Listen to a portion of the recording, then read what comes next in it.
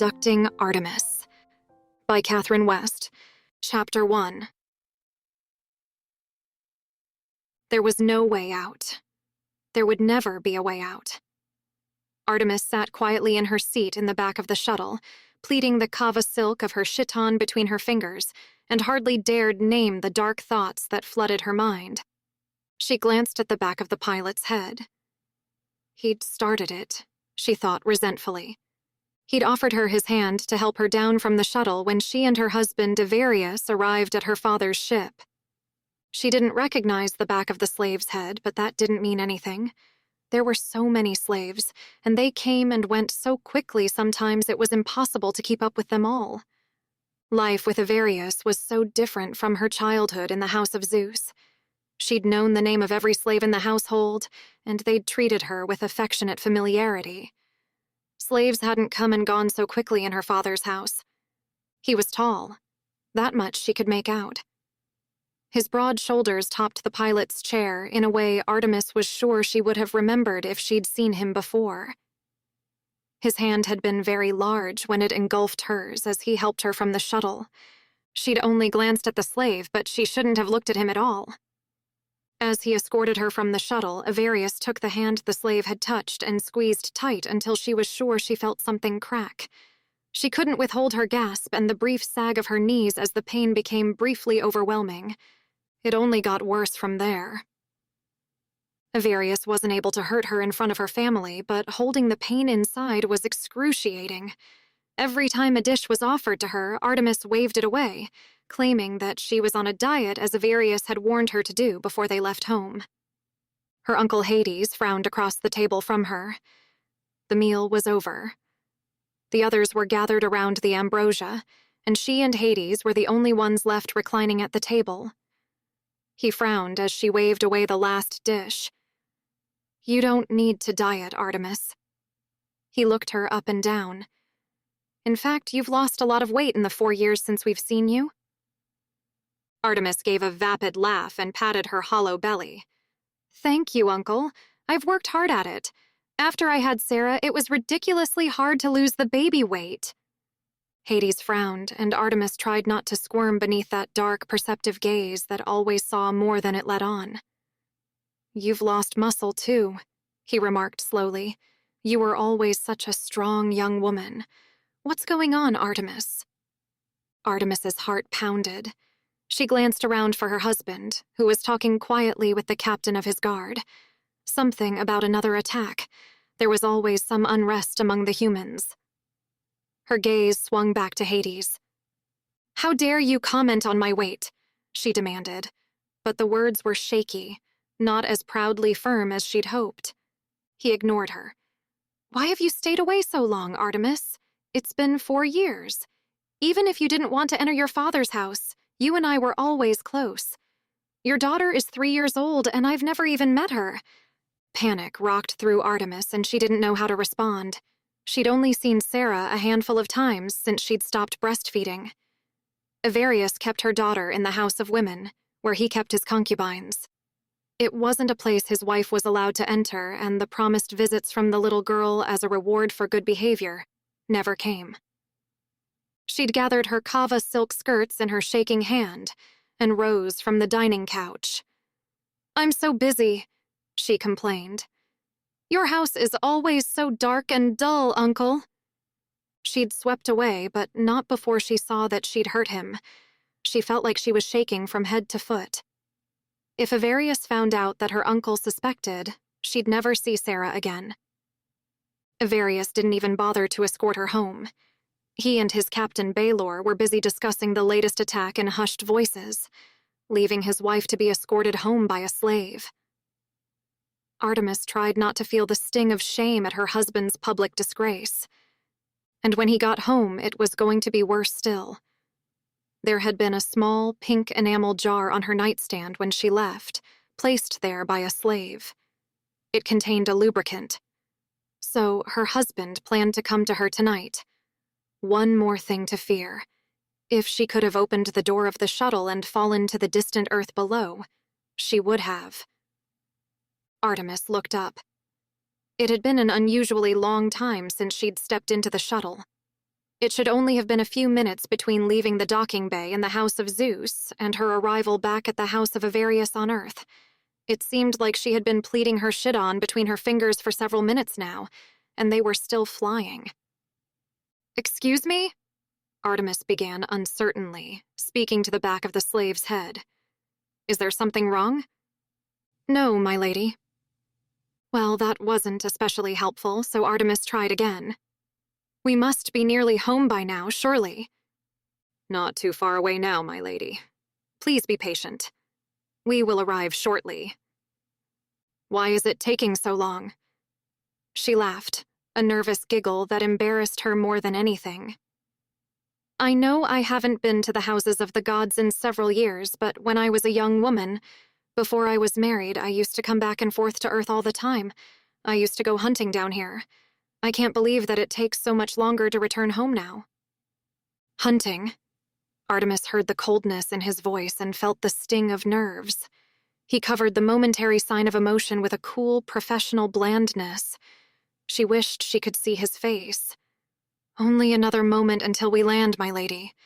Please allow me to concentrate so that I may complete the landing safely." Artemis sat silently as they went through the landing procedure. He was a good pilot, this slave. The landing was very smooth. Once the shuttle was secure, the slave unbuckled his harness, left the pilot's chair, and came back to where Artemis waited in the half-partitioned passenger cabin. It was the first time that Artemis got a good look at him. She hadn't been wrong when she considered he was tall. He was very broad, too, beneath the white slave's tunic that he wore, draping from one muscular brown shoulder to tuck into a belt at his lean waist, the hem falling to hit him at mid-thigh. Mid-muscular thigh, Artemis thought, and blushed. His face was handsome and lean, his hair dark and cropped to within a few inches of his head. The gods wore their hair long, the men to their shoulders and the women to their waists. Slaves were usually shorn, but an especially favored slave might be allowed to grow their hair out as this man had. Artemis wondered how this man had gained her husband's favor. Even as brusque as he was, opening her harness and raising her from her seat, he didn't have the same cruelty that was so common in Avarius's favored guards. "What's your name?" Artemis asked. For a moment, the way the slave met her eyes was deeply disconcerting. He raised one thick, dark brow that was positively insolent. "Slaves have names in your world, my lady?" "Of course slaves have names," Artemis retorted. A feeling of unease crept over her at the way he looked at her so directly, spoke to her so directly. The slave sketched a rough bow.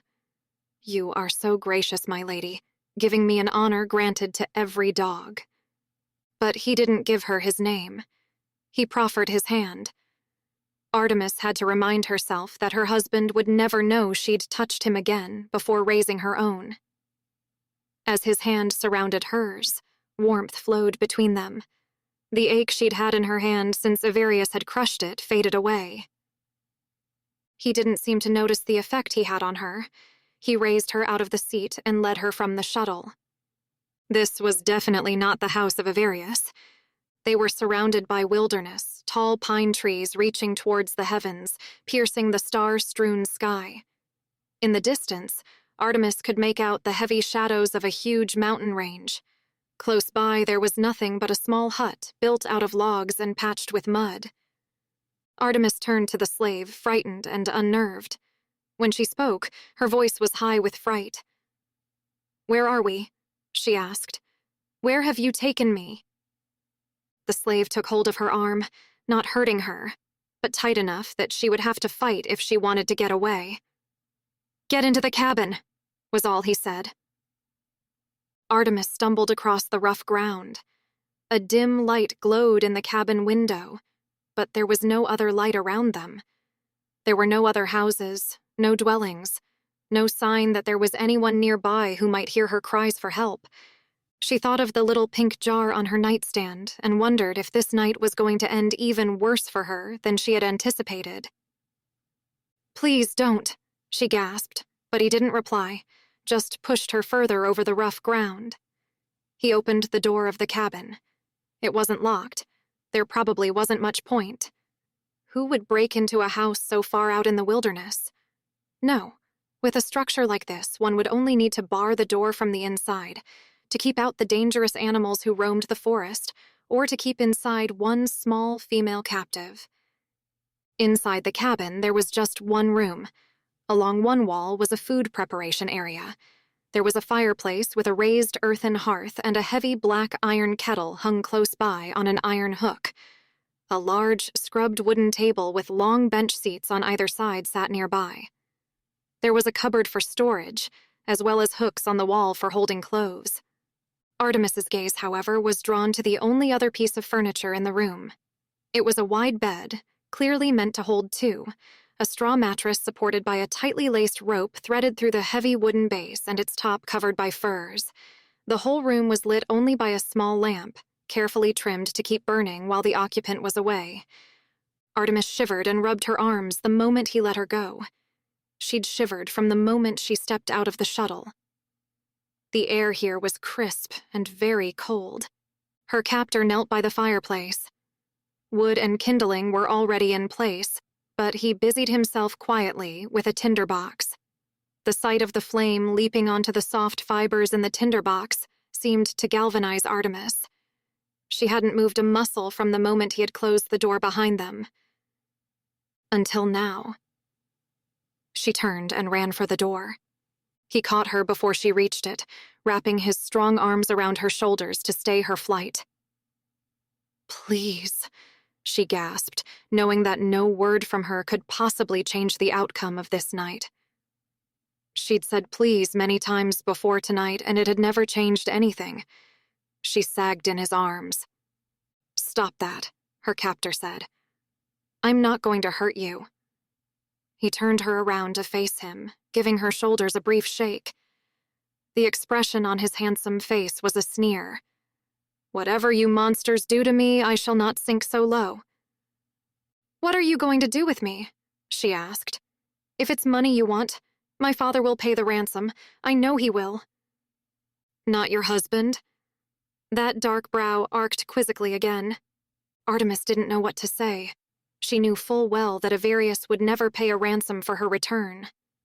"Ask my father for the ransom," she said, knowing that in not answering the question, she was answering it directly. "Please, I have to get home. My little girl needs me." She wasn't ready for his roar of fury. He let her go so suddenly that she took 3 stumbling steps towards the door and landed hard against it. It was only when her hands slammed against the rough wood that she noticed the heavy lock that secured it. She wouldn't have been able to make it through the door anyway. "How dare you?" he growled. Artemis turned to face him. He was pacing back and forth in front of the fire. "You have everything, everything, and you dare to pretend to care about a child?" "I care," Artemis insisted, but his shout rose above her shaky voice. "The gods don't care about anything but themselves. Even now, you're using an innocent child to secure your own freedom. You disgust me." "Good," she snapped back, suddenly pushed beyond bearing. "Keep thinking that way, because if you lay so much as a finger on me, I'm going to snap it off." He stopped his pacing and swung to face her. He took a step closer. Artemis felt the quiver of fear in her belly, but stood her ground. He took another step. He was so much taller than her, so much broader, his body packed with muscle where hers was slender to the point of thinness. Avarius made sure she stayed slender, but it was important to him that the way he controlled his wife with hunger wasn't obvious to everyone. The big slave took another step. The cabin was so small that there weren't a lot of steps between them to begin with. Artemis felt the quiver of fear extend to her limbs. Her hands trembled, but she refused to back down. "Take off your dress," he ordered. Chapter 2. Artemis closed her eyes. By Olympus, it reminded her of her wedding night. It was an apt comparison. She'd lost her innocence that night. Not just her physical innocence, but her naive belief that all the people in her life would treat her with love, kindness, and respect. Avarius had left her bleeding, both physically and mentally. She was still bleeding from that night. And tonight, Artemis felt in her bones that it was another beginning. She was free from Avarius, but this man was just another man controlling her. He was no different from her husband. She'd tried to stand up to him, but she knew that it only made it worse. The best thing she could do to protect herself right now was to relax. Relax and go somewhere else in her mind and come back when it was over. Trembling fingers rose to her belt. She couldn't undo the knot at her waist. His hands brushed hers away, impatient on the golden cord. Artemis stood there quietly and looked at the ceiling beyond his shoulder. The cord loosened. His hands went to the brooches on her shoulders and unpinned them. He dropped the pins to the floor and ground them beneath the heel of his boot until they shattered. At least he hadn't torn her chiton. At least she'd be able to put it back on. Afterwards. The kava silk slithered from her body to pool at her feet. The trembling left her, and she stood there, completely still. She kept her eyes focused on the spot beyond his shoulder. His eyes raked up and down her body contemptuously. "Don't play the sacrificial innocent with me. I know what the gods are like. I wouldn't take you even if you were free. Your virtue is safe with me." The trembling came back so swiftly that Artemis nearly crumpled to the ground along with the kava silk chiton. She wrapped her arms around her body and he laughed. "It's a little late for that, isn't it, goddess? You weren't so shy a moment ago." Artemis couldn't even speak. The man hesitated. That struck her as unusual. Avarius never hesitated over anything. He knew what he wanted. He took what he wanted. There was no inner conflict in his heart or mind. She finally looked at the slave's face and saw his frown. When he spoke next, his voice lost that mocking tone it had a moment ago. Instead, it was rough, regretful. "I'm not going to hurt you, but I need to check you for any trackers that your husband has placed on your person." His jaw tightened. "I know you can't consent to this, and I regret that, because I'm not the animal you obviously believe me to be. But I can't risk your husband finding you. I can't even ask you to forgive me because the gods know that I can't forgive myself. But this is too important." He took the pins from her hair first. Her hair was blonde, a rarity among the gods, and it fell past her waist in the smooth, artificial curls that a slave had heated it into earlier that evening. He examined it carefully, running his fingers through the golden strands. His fingers probed her scalp, behind her ears, and he bent to look into her ears to make sure there was no device hidden there. She wore no jewels. Her stepmother loved to adorn herself with jewels, but that was a human trait. The gods had perfected replication technology 1,000 years before, and jewels were worthless to them now. The man returned to stand in front of her. He divided her hair behind her head and brought it over her shoulders. "You can cover yourself with this," he muttered gruffly, and Artemis gladly spread the strands over herself as much as she could. He checked her face, running his blunt, rough fingertips across every inch, looking for implanted devices and finding none. His exploration moved down her neck to her shoulders. "Forgive me," he murmured as his hands reached the rest of her. He was swift and impersonal but thorough. Artemis's breathing accelerated. No one had ever touched her gently before. She hadn't known that it could feel so good. Avarius had touched her, of course, but not like this. He examined her back, then he came around to her front and did the same, starting at her feet. He hesitated at her knees. "Forgive me, goddess," he whispered, "but I must examine you everywhere. I swear to you, I'll make this as easy for you as I can." Unable to take her eyes off his dark, bent head, Artemis opened for him and removed her hands. He gasped and looked up at her, then back to her body. "What in the name of the gods is this?" he demanded, his dark eyes wide with shock. Embarrassed, Artemis tried to cover herself with her hands again, but he brushed them away impatiently. "I'm a married woman," she prevaricated. "That's bull," he said roughly. "Now, I asked you a question. What is this?" She closed her eyes so that she didn't have to look at him as she answered. "It's a chastity shield. It ensures that I am faithful to my husband." The man's whole body tensed, and she swore his fingers trembled as much as hers, as he examined the small shield and the strip below it that was all that was visible outside her body. Is there more of it?" he asked hoarsely. "Does part of this sit inside you, goddess?" Eyes still tightly closed, Artemis nodded. Her own voice was as rough as his. "The part that sits inside me is shaped like my husband, you know? It's supposed to remind me of him every time I move." "Take it out." His voice was stern. "Take it out now." "I can't. It's keyed to my husband's hand. Only he can remove it." The slave at her feet turned away suddenly. His body convulsed like he was retching. He threw out a hand to the floor to support himself. "Gods," he groaned, and Artemis knew he was swearing in the way of the humans. He turned back to look at her, then rose swiftly to his feet, raising the kava silk chiton to cover her body with hands that trembled.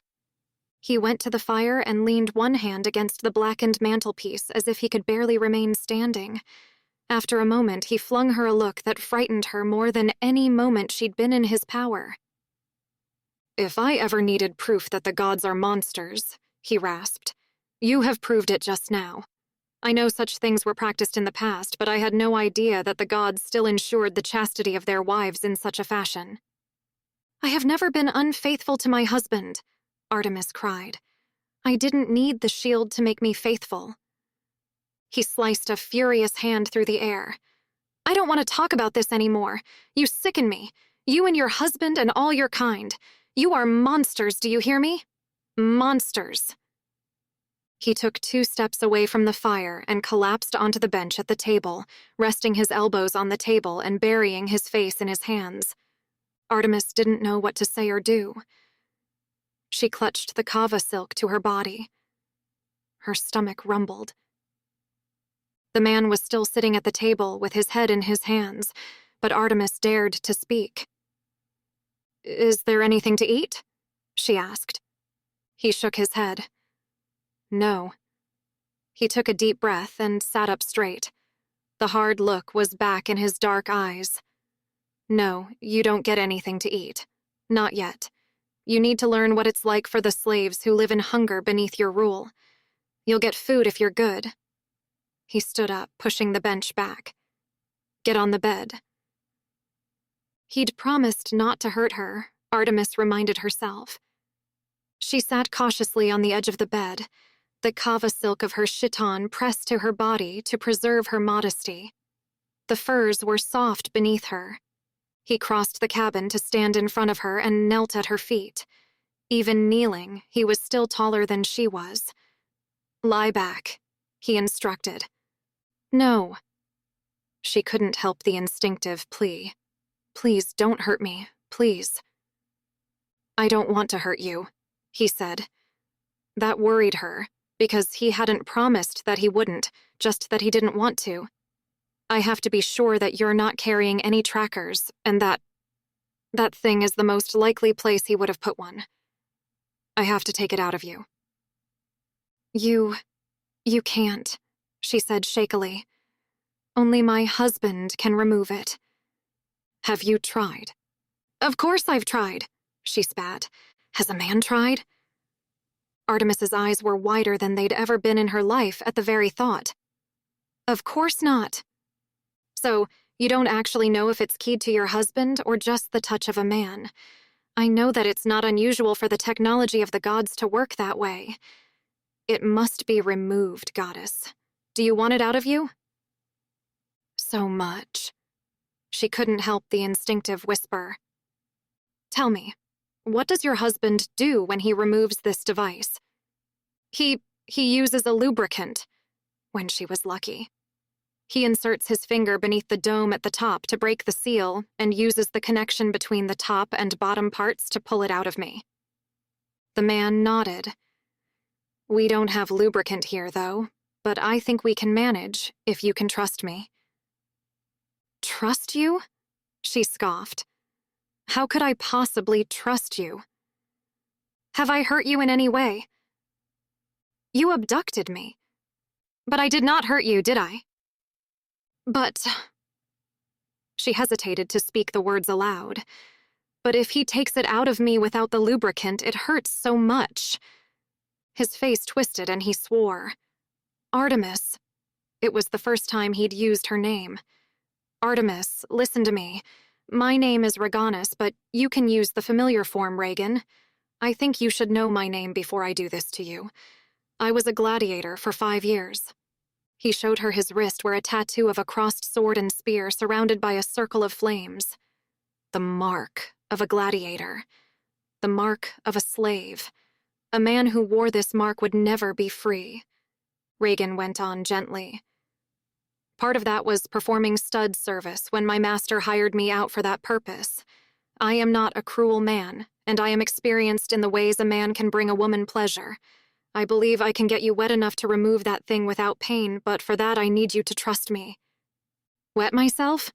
Artemis asked in shock. I'm an adult, and well, I've used the bathroom many times, and this thing hasn't come out of me.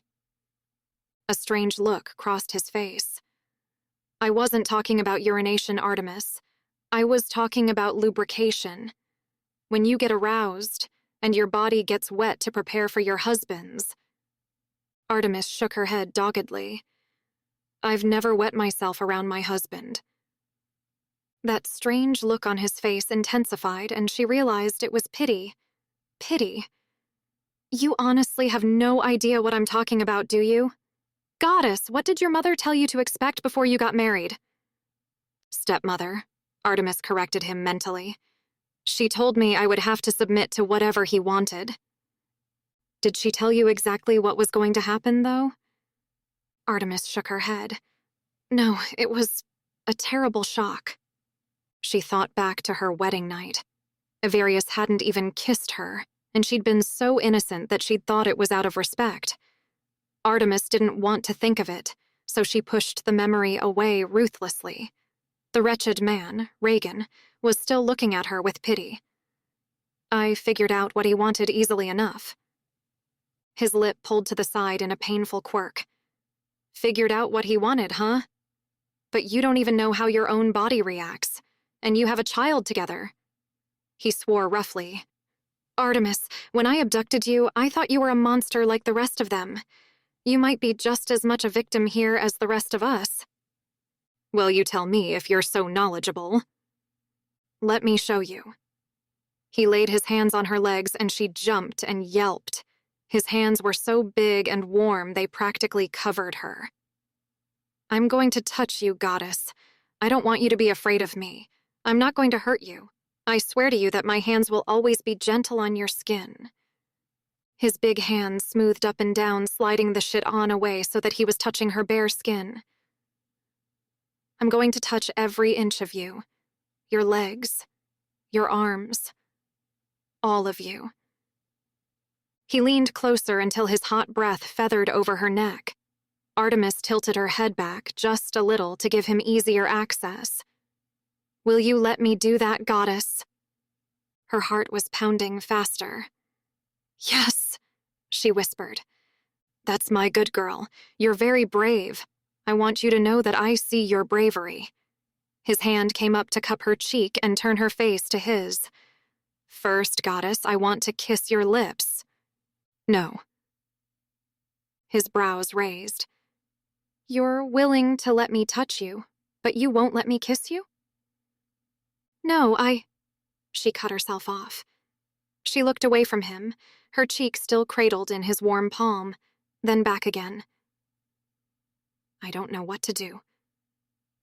His expression, which had grown very intent, softened. Goddess, in this moment, when it comes to your own pleasure, you can do whatever you want to do. I want to touch you and kiss you, but if you don't want me to, I will accept that. You set the limits here, tonight.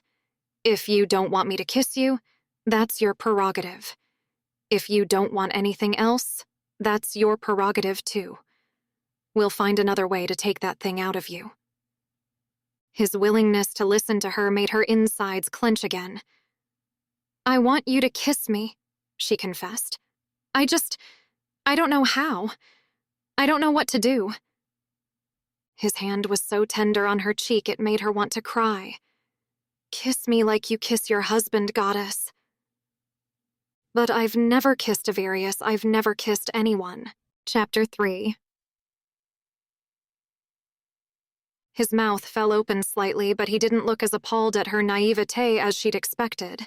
His thumb came around to stroke over her lips, and they parted instinctively beneath his touch. Then we'll save your lips for another time. May I kiss your neck? My neck? That wasn't what Artemis had expected him to say, but it didn't sound too threatening. I suppose so. You honor me, gracious goddess. He snagged a pillow from the head of the bed and slid it behind her. For later, he explained, which told Artemis nothing. The next thing she knew, his lips landed, soft and warm, right at the point where her shoulder met her throat. Artemis shivered. She didn't know why she shivered. She didn't feel cold anymore. The fire had heated the cabin until it was beautifully comfortable. And yet, the touch of this man's lips on her skin made shivers run along her whole body. That's it, goddess, Reagan murmured. Artemis felt his breath move over her skin. His lips moved, trailing a line of soft, ticklish kisses up the taut column of her throat to her ear. When he opened his mouth and sucked her earlobe gently into the hot cavern, Artemis let out a small cry. What are you doing to me? She asked, her voice not completely steady. Why do I feel so different when you touch me? Avarius never made me feel this way. Reagan made a soft sound in the back of his throat that Artemis knew was deep disapproval. Artemis wasn't a fool. She knew that the way her husband treated her was abuse. She knew some people had different relationships with their spouses. She'd seen the way her brother looked into the eyes of his bride at the banquet tonight. She'd seen the knowing glances they exchanged between them and wondered at it. This was the source of those knowing glances. This feeling that Reagan was making course through her body. This was why lovers relished spending time alone together. Artemis knew she would never feel anything but fear knowing that she was going to be alone with her husband. His lips were still exploring her ear, his hands caressing her arms, just rubbing lightly up and down in a way that made her feel reassured and comforted. Did he know he was making her feel this way? She wondered. Had he done the same things for the women whom he had been paid to service? He was gentle, so gentle that it almost hurt. Every touch taught Artemis what she had been missing. No one had ever touched her like this. She lay back on the furs and allowed him free rein of her body as he removed the outer part of the device and showed her what Avarius had never given her. Afterwards, Artemis lay there bonelessly. He had taken her beyond anything she had ever known, beyond anything she had ever imagined. Her hands loosened from his hair, and she raised them to cover her face. Shh, he crooned. She opened her eyes to find that he was beside her now. Don't cry, goddess. His hands were slow and soothing. Don't cry. Am I crying? She asked. She took her hands away from her face to look at him. Reagan swiped a tear from her cheek. Yes, goddess, did I hurt you? Artemis shook her head at once. No, you didn't hurt me. It was... She had no words. Did I frighten you? She shook her head again. No, I've never... Again her voice trailed off. Nothing she could say could express what he'd made her feel. You were beautiful, goddess. So beautiful. I felt so privileged to be the man to give that to you, goddess. One last part to remove now. Breathe in for me, sweetheart. Then let it out slowly. Artemis did as he bade, drawing in a deep breath and preparing herself. Ivarius had done this many times. The device didn't hurt coming out. Not if he'd used the lubricant, and her body was wetter right now than it had ever been. It only hurt when he put it in. It was going to be fine. Ivarius had never teased her body like this to ease the way. She let her whole body relax as she breathed out. Reagan pulled on the device. Artemis's fingernails dug into his shoulders. It hurt. She hadn't been ready for pain, and the surprise made her tense up. "No, sweetheart, stay relaxed for me. It will be over in a minute, I promise, baby." She whimpered and tried to obey. She'd done this plenty of times before, relaxed her inner muscles so Ivarius wouldn't hurt her any more than necessary. She took her eyes off Reagan and looked up at the ceiling as she always did when her husband was removing the device. She whimpered again as he pulled. She felt his other hand circling the outer rim of the device, trying to ease the way, but he couldn't get his finger between the device and her flesh. The seal was too tight. "Ow!" Artemis cried. "Ow, Reagan! It hurts! It hurts! Stop! Please!" Chapter 4. He stopped at once, looking up at her with dark, worried eyes. "I am so sorry, goddess." He looked down at her body, still open for him. "The outer cover came off so quickly, I was sure the other part would come away easily." "Go away," Artemis said. She withdrew from him a little, as far as she could, given her position on the bed, and tried to close her legs. He moved back a little so that she could complete the action. "You hurt me. That hurt." Reagan looked shaken. "I truly am sorry, goddess. I swear to you. I never intended to hurt you." "Well, you have," she snapped. She gathered the kava silk of her discarded chiton from the bed beside her. "I don't want you to touch me anymore." Reagan drew back onto his heels. "I won't touch you, goddess," he replied, his voice shaken. "It hurts more than before," she complained. "It didn't hurt so much until you started pulling on it. I feel like I'm bleeding inside." It wasn't completely true. It hurt more than it had previously, but she knew she wasn't bleeding. She just wanted to hurt him as she was hurting. She saw the horror on his face and knew she'd hit her mark. "God's sweetheart. Don't call me that." She slipped the sheet on over her head. Without the belt and brooches, it was just an open tube of fabric, but she wanted something between him and her now. She swung her legs onto the bed and turned away from him to lie on her side. "I just want to go to sleep." After a moment, she heard him get up. He opened the chest and took something from it to the fireplace, then returned to the bed. When she felt his hand on her hip, she twitched away from him. "Don't touch me." "Let me clean you up, goddess," he urged. "Let me look again to make sure I didn't make you bleed." Artemis was already sorry for the hurtful words. She'd barely known this man for more than a few hours. She didn't know him at all, really. "It's okay," she said softly. "It's not that bad, really. It was just when you were pulling on it. It feels fine now." She felt the bed depress as he sat beside her. "Please," he begged. "Let me see, sweetheart. Open up for me, baby." It was the baby that did it. He called her goddess when other people would use her name. He called her sweetheart when she was a woman in his arms.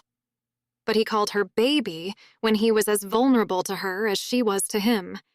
It made her roll over onto her back and edge up the chiton. Reagan pushed it up further, slowly, to her waist. She saw now that he had a damp washcloth in his hand. She opened to him. The washcloth was warm. He must have moistened it in the water warmed by the fire. It wasn't the soft cloth she was used to, but his touch was softer than any hand that had ever touched her skin. He washed her carefully and gently. He inspected her closely. "I can't see any bleeding, baby," he assured her, but his dark eyes were still worried. "This thing adheres so tightly to your skin, though. It's possible that you're bleeding inside and it's just not coming out." "I'm fine," she said. but he shook his head. No, sweetheart, you're not, but I appreciate what you're trying to do. He drew in a heavy breath and sighed. How can we get this thing out of you, sweetheart? There has to be a way. Artemis shook her head. I told you that it's keyed to my husband's touch, but you insisted that you knew better. The fates themselves bound me to Averius. All the technology he uses is sealed with that bond. The fates? Reagan asked. A speculative look crossed his handsome features. Artemis, what if the fates could dissolve your bond? Do you think that might work? She didn't want to show the sudden surge of hope, so she shrugged. Maybe. Her thoughts ran in a circle. Maybe. Maybe. Maybe. Maybe there was a way she wouldn't be bound to Averius anymore, and once she was free, she might be able to take Sarah and just go. Just leave. Be free. Maybe, I suppose. We have to get it out of you, Reagan said firmly. I can't have your husband tracking you.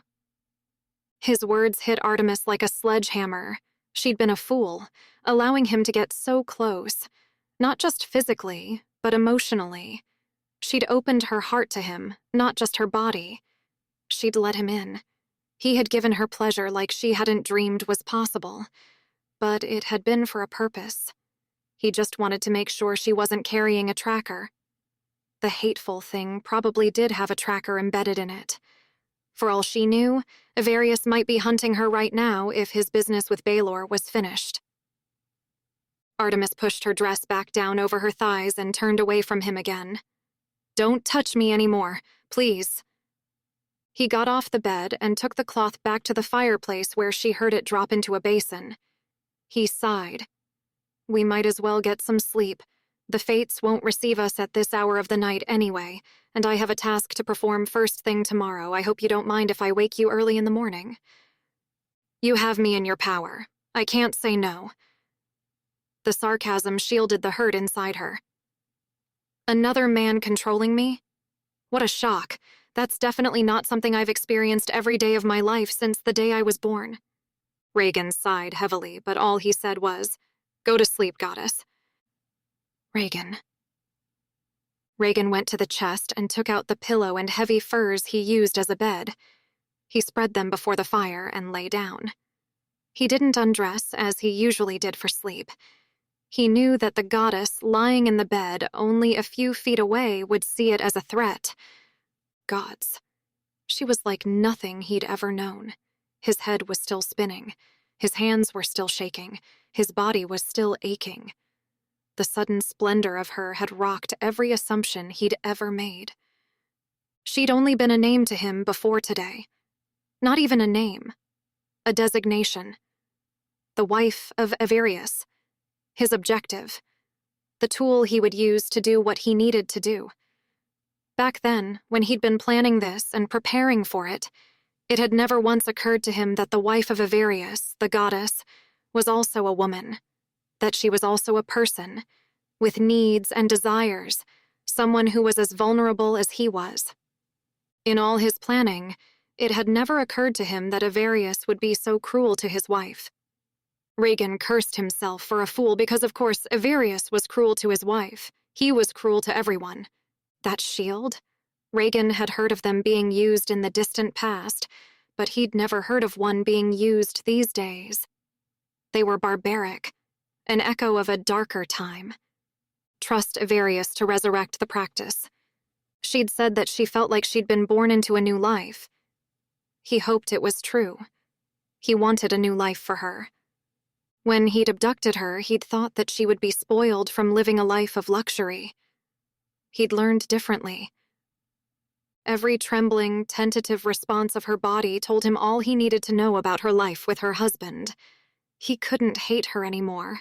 He wanted to protect her, to care for her, to wrap her in his arms and keep her safe from evil men. He wanted, too, if he was honest, to show her tenderness, to teach her that passion could be safe. He scrubbed his hands over his face. Gods, he'd hurt her.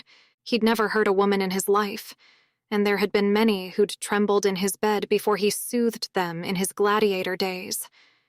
He hadn't lied about his master selling him for stud service. He just hadn't told her it had been 3 years since he'd escaped and built a life for himself and his children here in the wilderness. 3 years since a woman had trembled in his arms, but there had been many. He'd been popular, and never once had any of them looked at him with that expression of pain and fear that Artemis had when he'd failed to get that torture device out of her. Artemis. Artemis. He savored her name, knowing full well that he didn't have the right to use it.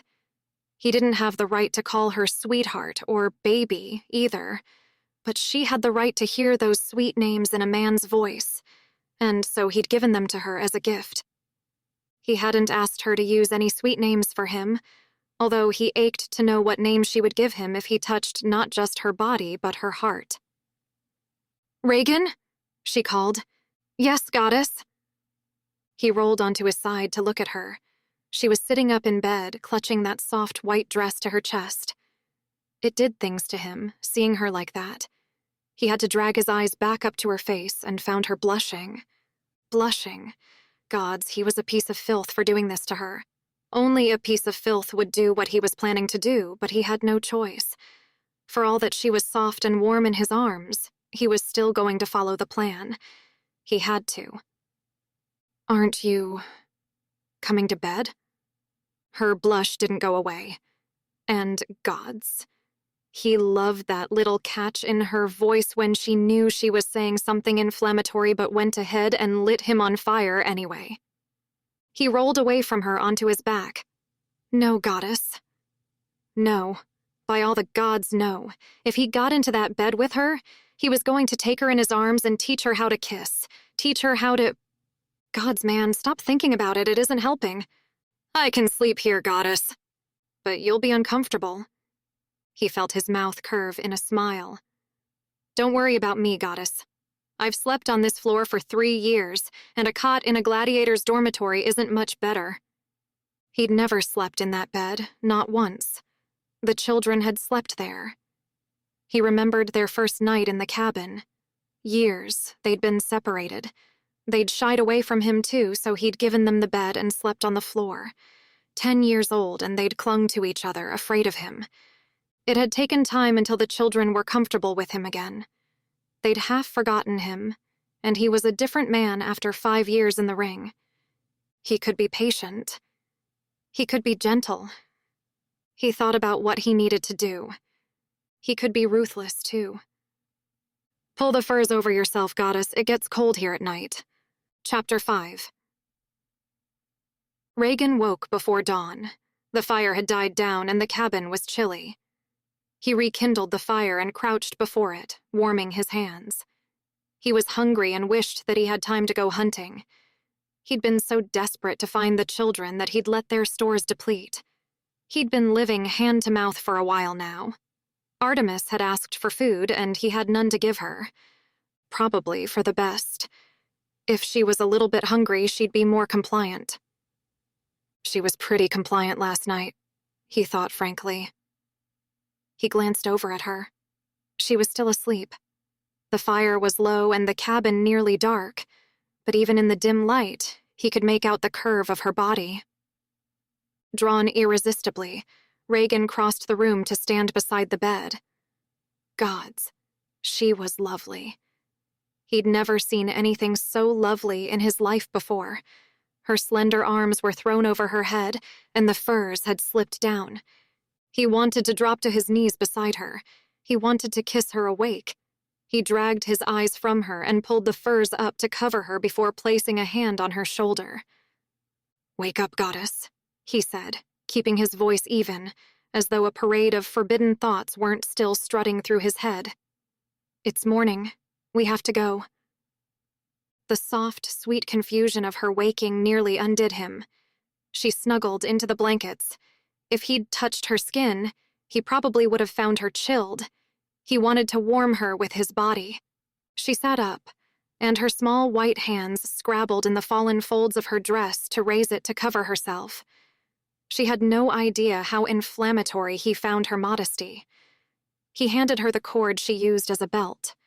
"You can secure your dress with this. Get ready quickly. We must leave as soon as possible. I'll fetch some water for you to wash. Artemis. Alone in the cabin, Artemis stretched, letting the shit-on fall again.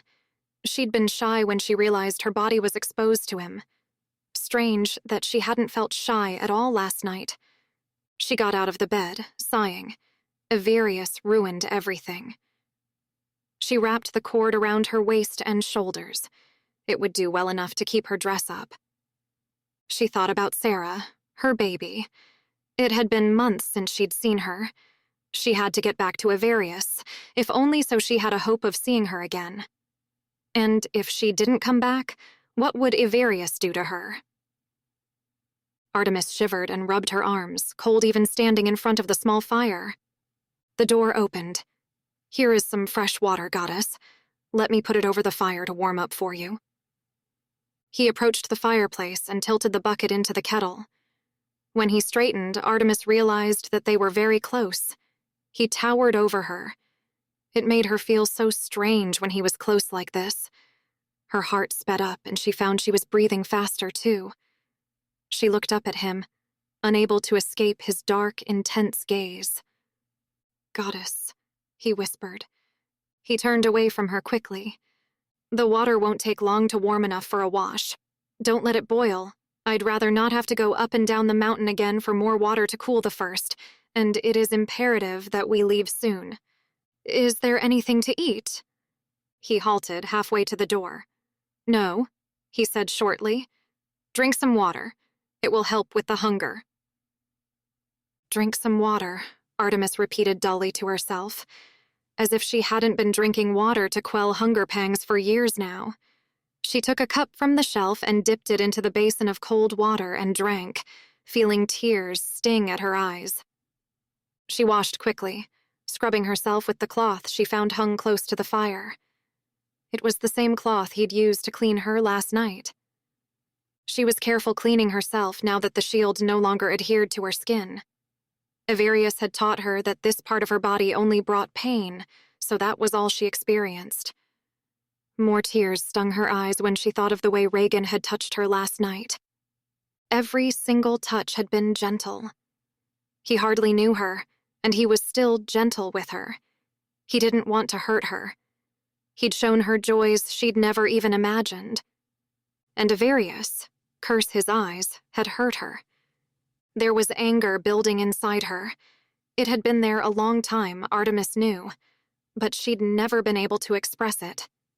She'd thought that her married life was normal. She'd had no other life to compare it to. Now that she knew better, the slow white-hot anger was growing.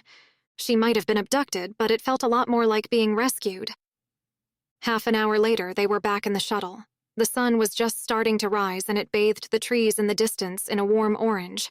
The mountain above them was tipped with snow that shone pink in the dawn. This time, Artemis sat beside Reagan in the navigator's chair. "How do you know where the Fates live?" she asked. "I thought their dwelling was far from human civilization." "It is far, but I know where they dwell. I sought them out 3 years ago. It took me a long time to find them. Now that we have a shuttle, though, the journey is straightforward. We just have one stop to make along the way. One stop." Reagan's face, even in profile, was suddenly grim. "I have to post a letter." An hour later, they landed in the sandy compound of a military outpost, somewhere in an arid, desert landscape. The hot, dry air burned as she breathed it in. Artemis hadn't expected that there would be so many soldiers in such a desolate place. She'd expected a small squad in a rude outpost at the edge of civilization, armed against minor inconveniences and small-time criminals. She wasn't ready for what she found. It was a bustling city. A fortress large enough to garrison at least 5,000, and it was a hive of activity. Armed soldiers in uniform moved swiftly around the compound as more shuttles rose or descended from the compound every minute. The whole place smelled of leather and fire and shuttle fuel. Reagan didn't seem surprised by any of it. He got out of the shuttle, taking her with him. "You're coming with me," he said. "I can't risk you running away or someone finding you here and recognizing you." Artemis went quietly. She had no choice. She followed Regan into a nearby building, clearly set up as an administrative center with a long reception desk and 6 harried junior officers serving as clerks behind it. "I need to speak with Achilles," Regan told the nearest clerk. "Tell him that Commander Reganus is here." The soldier behind the desk bowed briskly. "I shall send for him directly, Commander." He turned to place a chit into one of the many small pigeonholes in the wall behind him, then turned to answer a question of a young boy who entered the room from a door behind the desk, before raising the custodia strapped around his wrist to his face to make a call. "Commander?" Artemis queried. "None of your business," Regan said shortly. Another soldier entered the room. Artemis had thought that Regan was big, but this man was huge. His thighs were like tree trunks and his arms bulged with muscle, flat abdominals rippling under his uniform. He stood nearly 7 feet tall. He stopped when he saw Regan, and when he saw Artemis standing there, his gray eyes went wide. "You didn't," he exclaimed in a whisper, then looked around to see if anyone had noticed his reaction. He hurried to Regan's side and took Regan's arm, hustling him into a nearby office and closing the door behind them. Regan took charge of hustling Artemis. "I can't believe you really did it," the man breathed. "I told you, Achilles, I'll do whatever it takes." He held out a small metal sheet, about the size of his palm. "I need you to send this for me." "Sir, with all due respect." Achilles looked down at Regan. "You're a fool." "I know," Regan replied and favored Achilles with a rare smile. "We need to get some rations. Can you arrange that for us?" Achilles clicked his heels together. "Yes, sir." Regan turned to Artemis. "Not long until we can eat now," he said. "You've probably never gone without food so long in your life. You wouldn't even know what it's like to be hungry." "I know what it's like to be hungry," Artemis whispered, but Regan ignored her as he paced the small room. Achilles returned a few minutes later with a small metal box. "Some bread and cheese," he said. "Hydrator modules for later, when they're chasing you." Regan took the box. "Please reconsider, sir," Achilles begged. "You can still survive this." Regan slammed the box hard on the desk. Artemis flinched. Anger etched every hard line on his face. "Would you allow your son to die in the mines?" he shouted. "Would you allow your daughter to be savaged?" He swallowed his next words and glanced at Artemis. He lowered his voice. "It doesn't matter if I survive it. I'm relying on you, my blood brother, if I don't." Achilles spoke softly. "You know I'll guard them as if they were my own, Regan." Regan's throat worked and he placed a hand on the other man's shoulder. "I'll send word once it's done." "Godspeed," Achilles whispered. Regan turned to face Artemis, and she wasn't ready for his sudden, humorless laugh. "Goddess speed," he said. He took his arm in a firm clasp. "Farewell, brother." "Farewell." As they walked across the courtyard, there was a lot that Artemis wanted to ask him, but hunger overrode all other curiosity. "Are we going to eat soon?" she asked. Regan made a low, growling sound in his throat. "You're one of them," he said, obviously trying to remind himself of her position. He was still simmering with anger. "You don't deserve it." "Will leaving me hungry get your children back?" Artemis demanded. Regan stopped suddenly. His hand still circled her arm, and he pulled her to a stop with a jerk. He leaned closer, bending over her. She refused to quail. She'd been threatened by crueler men than him. "Don't you ever dare speak about them again," he warned in a low voice. "Or what?" she spat, unafraid. "Or you'll hit me, or you'll hurt me. Go ahead. You won't be the first. I may have only known you for a day, but I know that if you hurt me, you'll be no better than my brute of a husband. Go on, Regan. Prove that you're as much of a monster as he is." He stared at her for a long moment. "You have a filthy mouth, woman," he snarled. He kept hold of her arm and started to stalk back to the shuttle again. They were halfway across the compound when an alarm sounded, whooping in a shrill cycle. The men walking briskly across the courtyard broke into a run. "Hurry," Reagan urged. Artemis didn't need to be told twice. She didn't know what the alarm was, but everyone else seemed to, and they were scared. She could taste it, like a tang in the air. Achilles spotted their race to the shuttle and stepped in their way. "No, brother," he said gravely, urgently. "You know that once that alarm sounds, all shuttles are grounded." "Are you kidding me?" Reagan shouted. "I don't have time for this." "All shuttles are grounded, Reagan," Achilles retorted. He glanced at Artemis. "For your own good, and you know it. Look to the lady's protection. She will die with me," Reagan snarled. Chapter 6. Reagan shoved at the other man. He might as well have tried to shove at the shuttle. Achilles didn't move an inch. Reagan was tall and muscular, but Achilles was huge. "I'm warning you," Reagan gritted. "It is imperative that we leave now." "All shuttles are grounded, sir," the giant repeated stubbornly, shaking his head. Reagan's fist flew through the air. Artemis gasped. Almost casually, Achilles caught it in his right hand. His left hand shot out and hit Reagan on the jaw. Reagan crumpled like a marionette whose strings have been cut. Achilles ducked to catch him and swing him over his shoulder. This was her chance, Artemis realized. Now, while Reagan was unconscious, she could tell this giant the truth, that Reagan had abducted her, and be returned safe and sound to Avarius. With her chastity shield half removed, she would not be safe and sound for long. Avarius would kill her when he found out. For the first time, she realized that she was never going to be able to go home.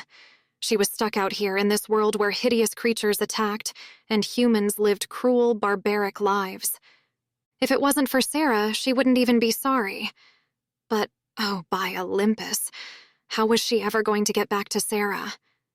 She closed her mouth, then when she looked up, it fell open again. "What's that?" she breathed.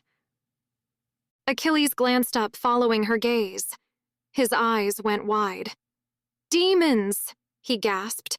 "They're here already. They've never been this swift before." With Reagan still thrown over his right shoulder, he threw an arm around Artemis's waist and lifted her clear off the ground and ran for cover. Feet dangling, waist hurting where the giant's hand dug into her, Artemis stared at the scene behind them. There were creatures in the air. Their skin was black, their curved fingernails and toenails hooked with fire. Their wings were broad and leathery, and their muscles and bones were clearly visible, outlined starkly beneath their skin. They had short, stubby horns on the tops of their heads, and their eyes were nothing but pits of darkness. They looked like they were already dead. Artemis couldn't even scream. The creatures dove towards the compound. Suddenly, there was a sharp, electrical noise, followed by a scream. The nearest of the creatures flared red, fire glowing through cracks in its skin. It fell and landed suspended on an invisible net 50 feet in the air. They reached the relative safety of the portico. Achilles lowered Reagan to the ground.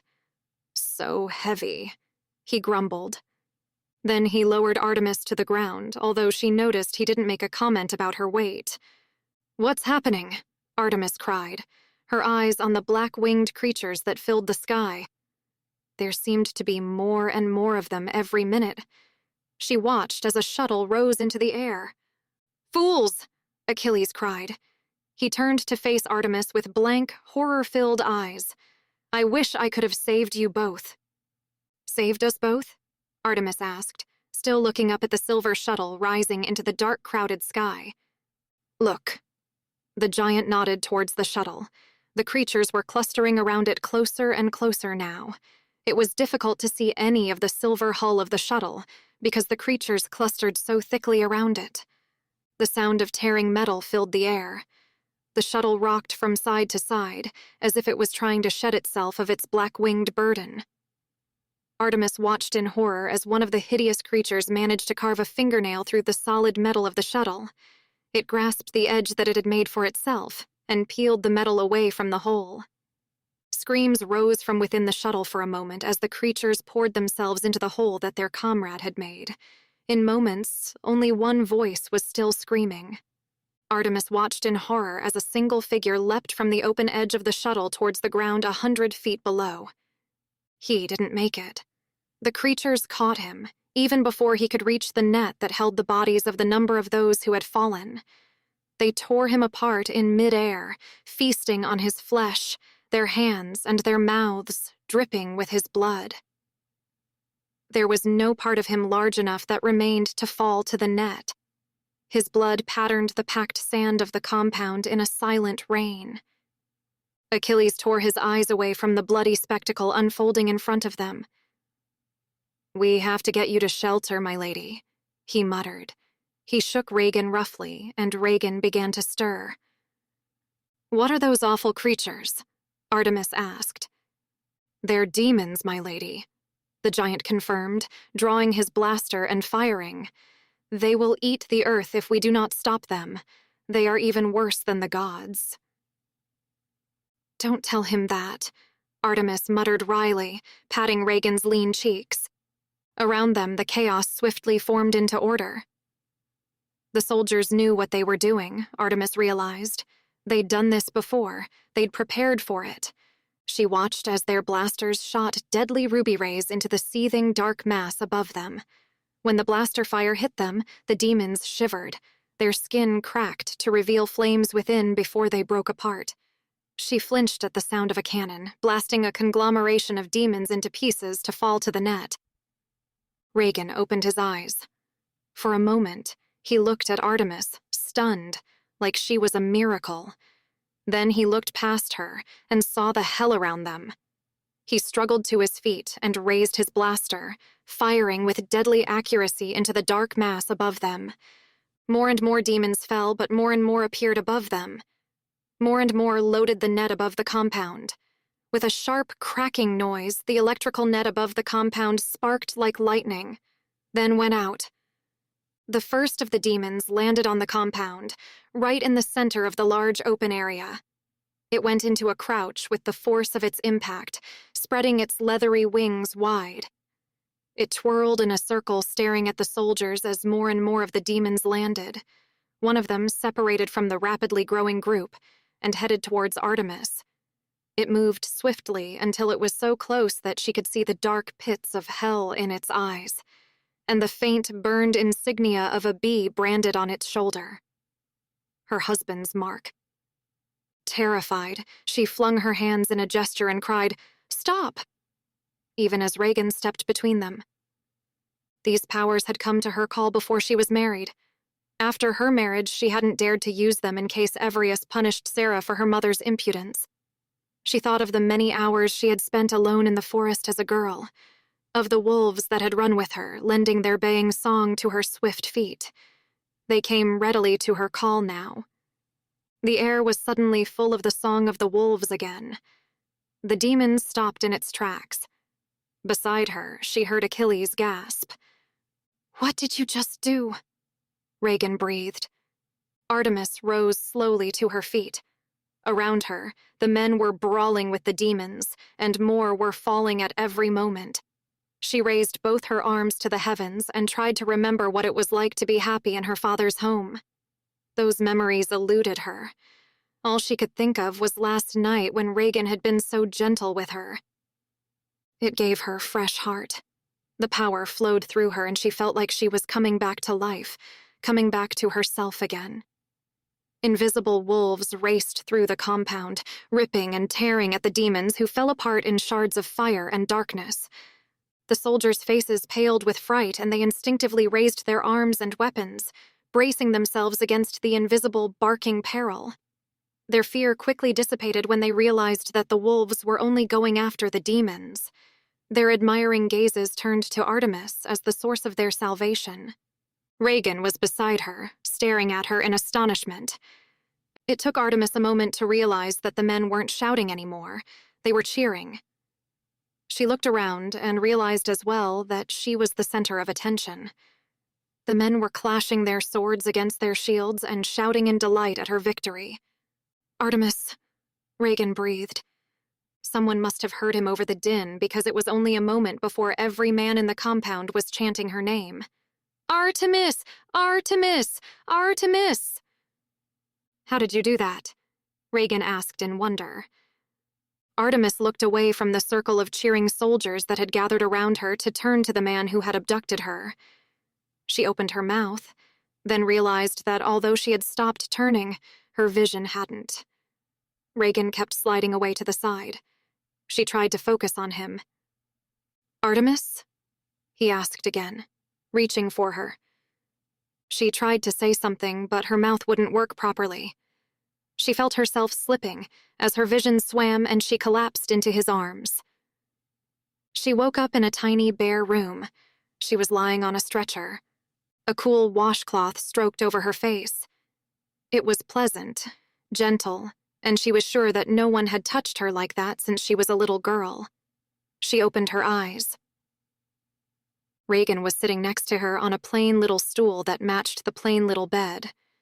He dropped the washcloth into the bowl on the bedside table. "There you are," he murmured. "You've been out for a little while." Artemis began to rise, but Reagan put his hand on her arm, a gentle request for her to stay where she was. "Don't try to get up," he urged. "The medics have assessed you. They said that your faint was because you hadn't eaten. They've given you intravenous nutrition to stabilize you." He indicated a tiny red speck on her hand that was all that remained of a cannula, and his face twisted. "I am so sorry, Artemis. I never realized that missing breakfast would be enough to cause you to faint. I thought that after you ate so sumptuously at the banquet last night, it wouldn't hurt you to see how the rest of us live." "Miss breakfast," Artemis scoffed. She sat up, ignoring his hand on her arm. "Miss breakfast today, miss my supper yesterday, and my midday meal, and had scarcely more than a crust of bread for breakfast yesterday. It's no wonder I fainted. I asked you for food, Reagan, more than once." Reagan looked as if he was going to reply, but then there was a knock on the door. A teenage boy came into the room, carrying a tray in his hands. He sketched a rough bow to Artemis where she lay on the bed. "If you please, my lady, sir, I brought you the rations Commander Achilles requested." "Put them on the table here," Reagan instructed, moving the bowl of water and then handing it to the boy once he put the tray down. "Make it clear that we are not to be disturbed." Artemis's anger flared as she saw the boy hold back a smirk. He bowed and closed the door behind him. Artemis turned to Reagan. "What were you thinking?" she demanded. "What do you suppose he was going to think when you said that?" "What I want him to think," Reagan grunted. "If he's thinking what you think he's thinking, if most of them are thinking what you think they're thinking, they won't disturb us or see your face any more than necessary, and I might just get out of this stupid scheme alive. Here." He tore off a hunk of bread and handed it to her. "Eat this." Artemis ached to refuse, but hunger was tearing away at her insides. She took a bite of the bread and chewed slowly. She'd had enough experience to know that if she ate too quickly, she'd be sick. The bread was heavy and coarse, but it filled her mouth in a way that made her feel delirious with relief. "Why haven't you eaten for so long, goddess?" Reagan asked carefully. "You are rich. You live in luxury. Just last night, I, myself, piloted you to a banquet." A bite of cheese this time, slowly, carefully. The salty, creamy flavor exploded on her tongue. Rough soldier's cheese, and it was the best thing she'd ever tasted. She swallowed. "Humans aren't the only ones who suffer, you know," she prevaricated. "My people can suffer too. I'm suffering right now. Please, Reagan, please let me go back home."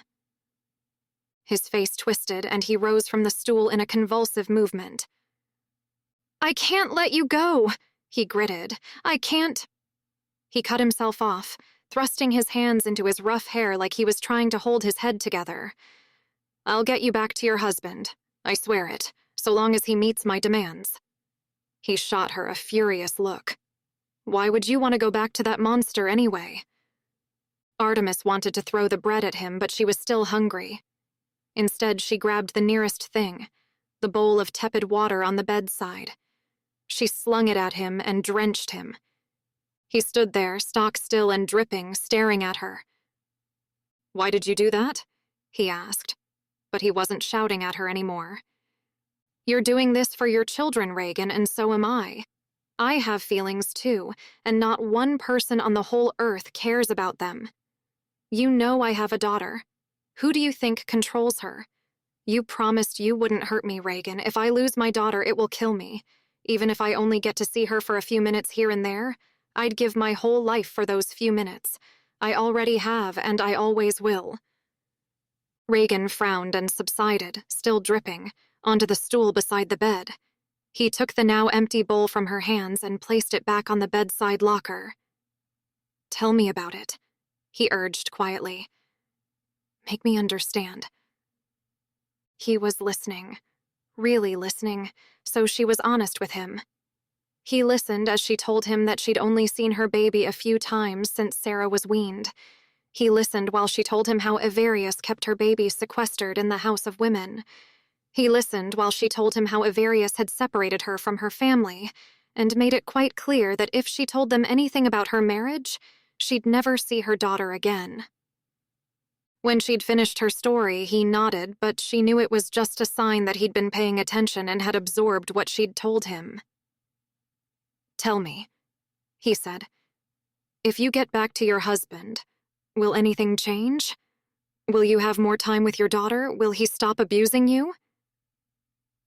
"I'm not an idiot, Reagan," Artemis snapped. "I know full well that I've got nothing to look forward to." "But what if you did?" He paused to let her think about it. "What if I didn't force you to come to the fates with me? What if you came with me of your own free will? If you were no longer bonded to Avarius, you could go back to your family and they'd make sure he released Sarah. Your father is Zeus, the king of the gods. You told me that your father would pay your ransom." It was so tempting, but she shook her head. "Avarius would slaughter Sarah just to spite me before my father could act," Artemis replied. She kept her face impassive, even though she could barely breathe the words. "He has told me he would. And yes, my father is much more powerful than my husband, but Avarius is the steward of the earth. My father cannot interfere with Avarius on this planet." Reagan nodded and thought for a little while. This was completely new territory for Artemis. She'd disagreed with him, and he was still listening. "Where is he holding your daughter?" "In the House of Women." "Perhaps we could find a way in." "No one gets into the House of Women except for concubines," Artemis told him dubiously. "Avarius has threatened to send me there often enough if I displease him. Then instead of just being hurt by him, I can be hurt by all his officers too." "Gods, no," Reagan groaned. He dragged his hands across his thighs. "Ultimately, our goal has to include making sure that you're free of him. He can't punish you for staying away if he thinks you're just my hostage. That may buy us a little time. Say you'll come with me to the fates, Artemis. I can't see my way clear to the end of this, but this has to be the first step. For both of us." He held out his hand to her. Artemis had to lean forward to take it. Feeling the intrusive shift of the device inside her only reinforced her decision. "All right," she said as she took his hand. "We'll go together." Chapter 7. The dark, snow-capped mountain range was only a few minutes away by shuttle. Artemis watched the monochrome mountains grow closer without comment. When they landed, she allowed Reagan to help her from the shuttle. She couldn't restrain a sound of distaste, though, as Reagan led her into the cave. "Ugh." Reagan turned to her with a rare grin. "What don't you like about caves, goddess? Afraid of the dark? When you weren't afraid of a horde of demons intent on tearing you apart?" Artemis stiffened her spine, although his voice was only gently teasing. "Demons only have 2 legs," she informed him. "The more legs, the less I like them." Reagan laughed, his rich, pleasant tenor voice echoing from the walls of the dark cave. You can protect me from the ones with 2 legs, and I'll protect you from things with any more than that. Deal? Deal, Artemis replied primly, but gave him a game smile. We don't have to go far into the dark, he reassured her. It's just past a corner here. There will be more light once we get there. Artemis picked her way across the uneven surface of the cave floor, hiking up her chiton as she clambered over rocks and shale. Reagan held her hand the entire time, supporting her as they entered a passage that was easier to traverse but narrower. As they went around the corner, Artemis stared in surprise. He'd been right. It wasn't dark here. It was beautiful. It was a garden made of light. The narrow passageway had opened up to a large cavern, but it wasn't dark. The ceiling was clustered with constellations of glowworms, shining a soft blue against the rugged stone.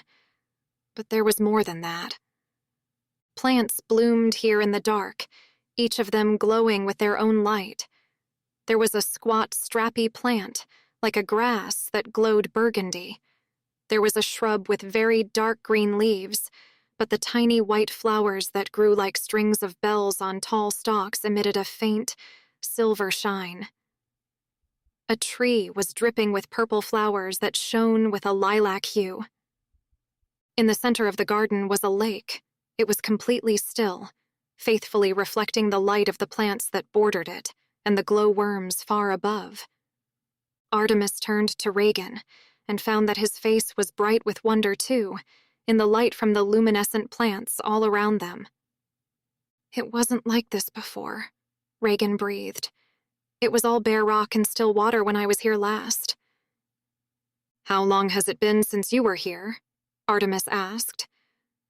3 years. Artemis looked around the garden. The tree with the purple flowers was taller than she was. This can't have all grown in 3 years. There was a new voice. The garden is part of our realm. You didn't see it, warrior, because you are only human. The presence of our sister brought it into this world. Who said that? Artemis asked, looking around. Sister. That soft, almost childish voice certainly didn't belong to Nemesis, and it was far too feminine to be mistaken for Apollo's baritone. Here, the voice said. Artemis looked around. There was a silvery laugh in the childish voice. Higher, sister. Artemis obediently raised her gaze and found a young girl, no more than 8 or 9, sitting on a tree branch among the purple flowers. She hurried forward. What are you doing up there? You might fall. The young goddess smiled. I spun you a good heart, Artemis. She slipped off the branch and floated lightly to the ground, barely rippling the green chiton she wore. Clotho. Artemis knew who the girl was now. Despite her apparent youth, Clotho was even older than the Titans. The fates had been there in the beginning, and had spun, wove, and ended every life since time began, even the lives of the gods. The fate of Zeus himself had been spun by Clotho, and their will could not be gainsaid. Where are your sisters? I am here. This voice was that of a young woman. As Artemis watched, the goddess Lachesis rose from the silvery surface of the lake. The water, if it was water, didn't even ripple. Greetings, sister. Lachesis. Then there was another voice, deeper, older. My old bones are cold. I do not care to leave my hearth. Come to our realm, sister, and sit beside me. Sup with us. Atropos, Artemis acknowledged and bowed her head. It would be my honor to sit at your hearth, sister. She held out her hand to Clotho, and they walked to the lake together. She glanced over her shoulder at Reagan. Are you coming? He looked bemused. Artemis was forcibly reminded of the fact that they hadn't known each other very long. He'd never seen her among her family before. She offered him an encouraging smile, and he took a step towards them.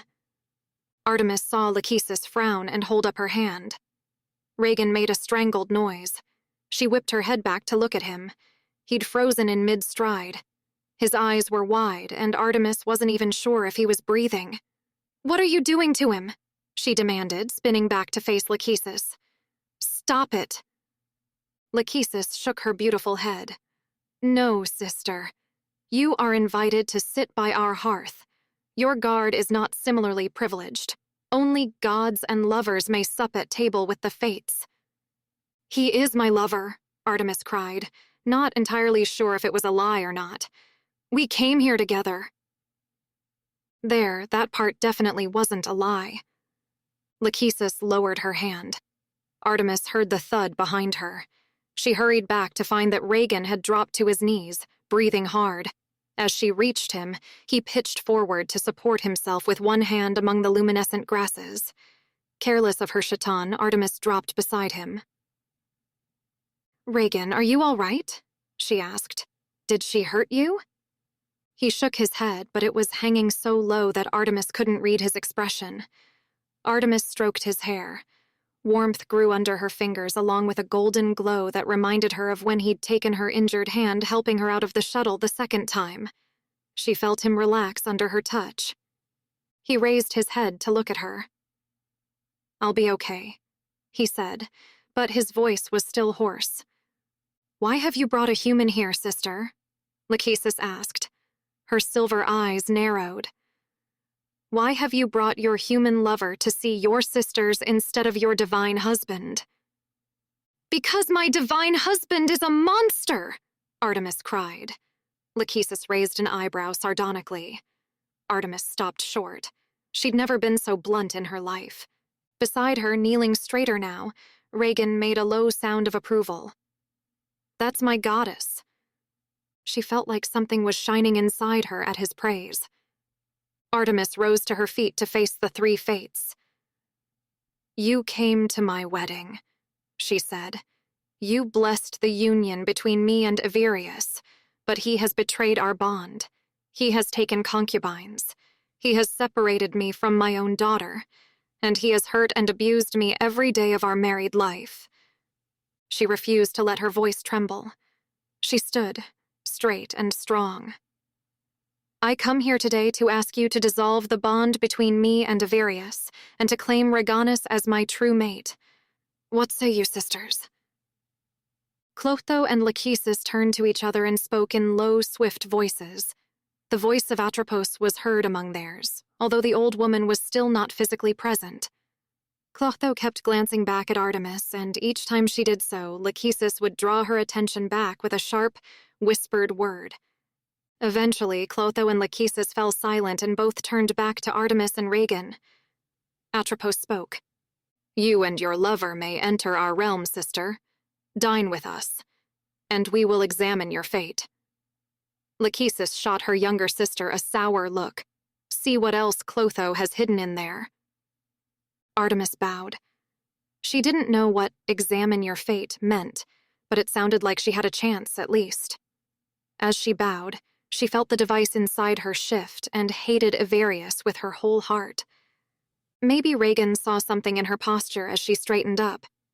He came up beside her and took her hand, wrapping her fingers in his large palm. She glanced up at him. It will be all right, he said reassuringly.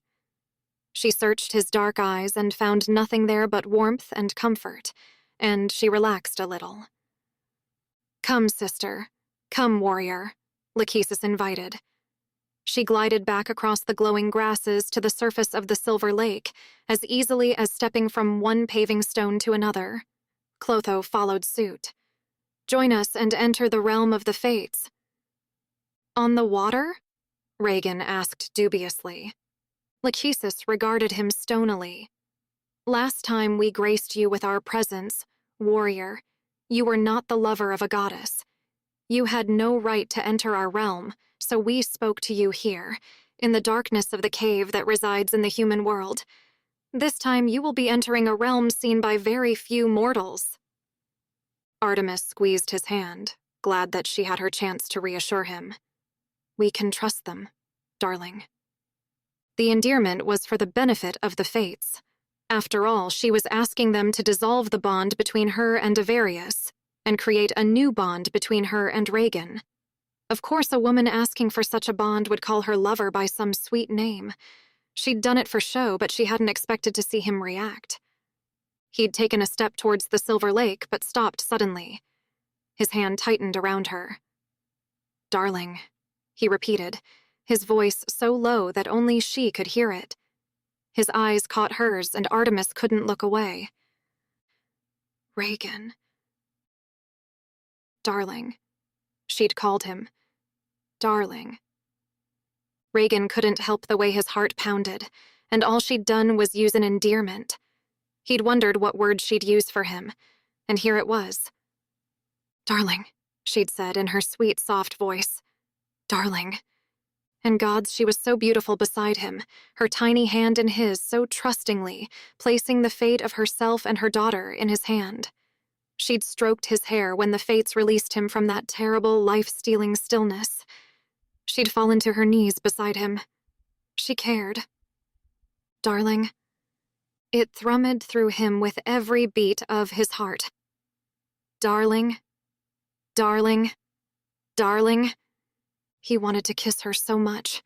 She was so beautiful, so sweet, so powerful when she'd fought off the demons, so vulnerable when she admitted that her husband had denied her food.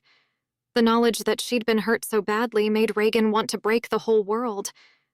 Right now, though, he couldn't stop his gaze from sliding from her beautiful amber eyes to her soft pink lips.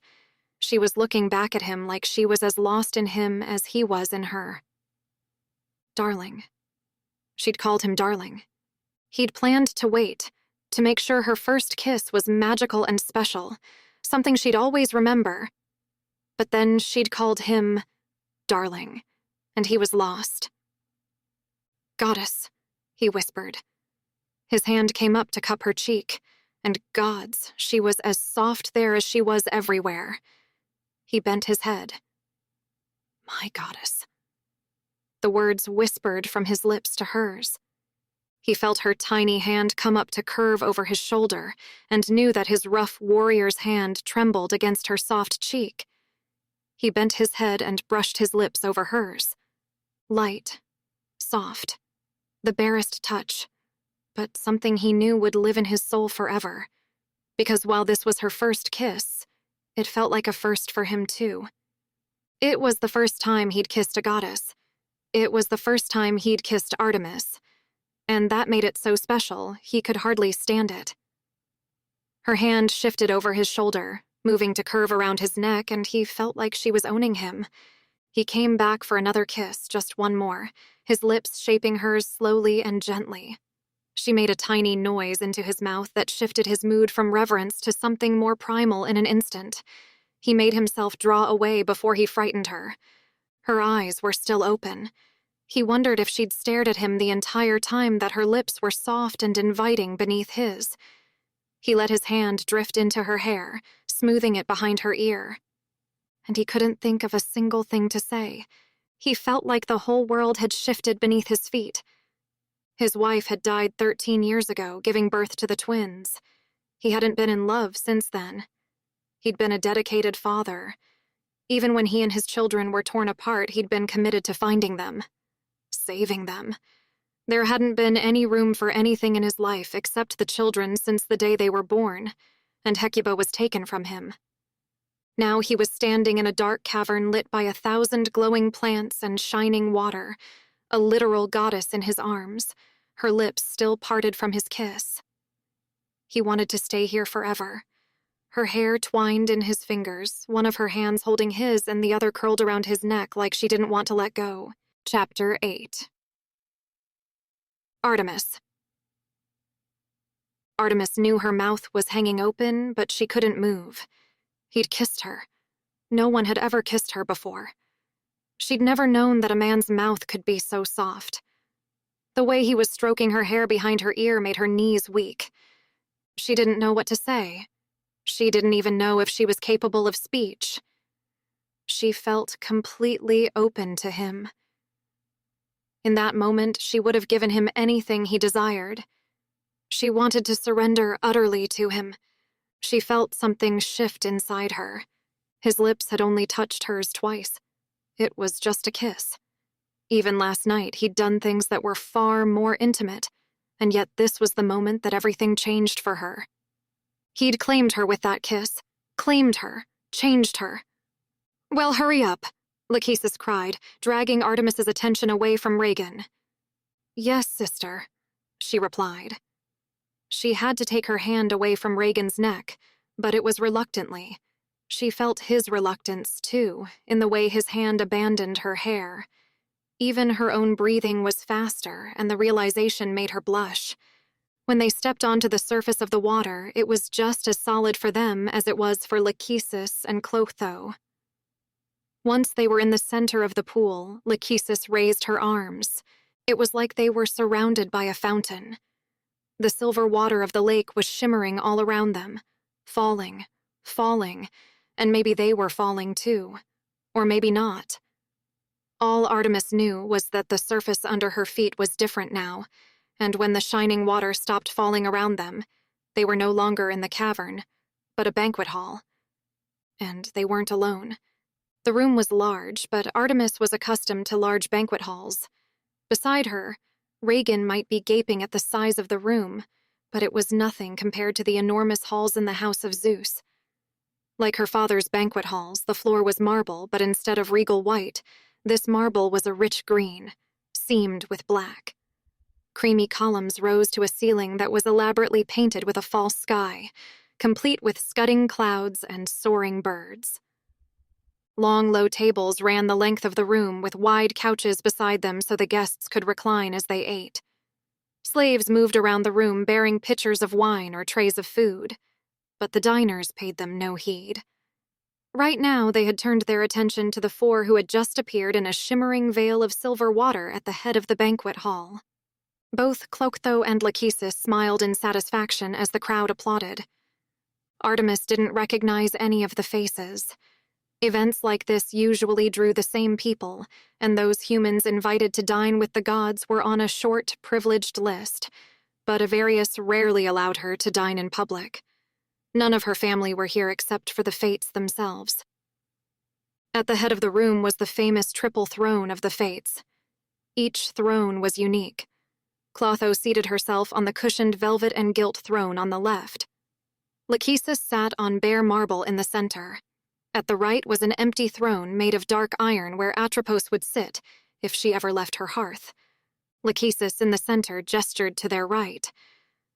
"Join us, sister. Dine with us." Artemis arranged herself gracefully on the low couch Lachesis had indicated.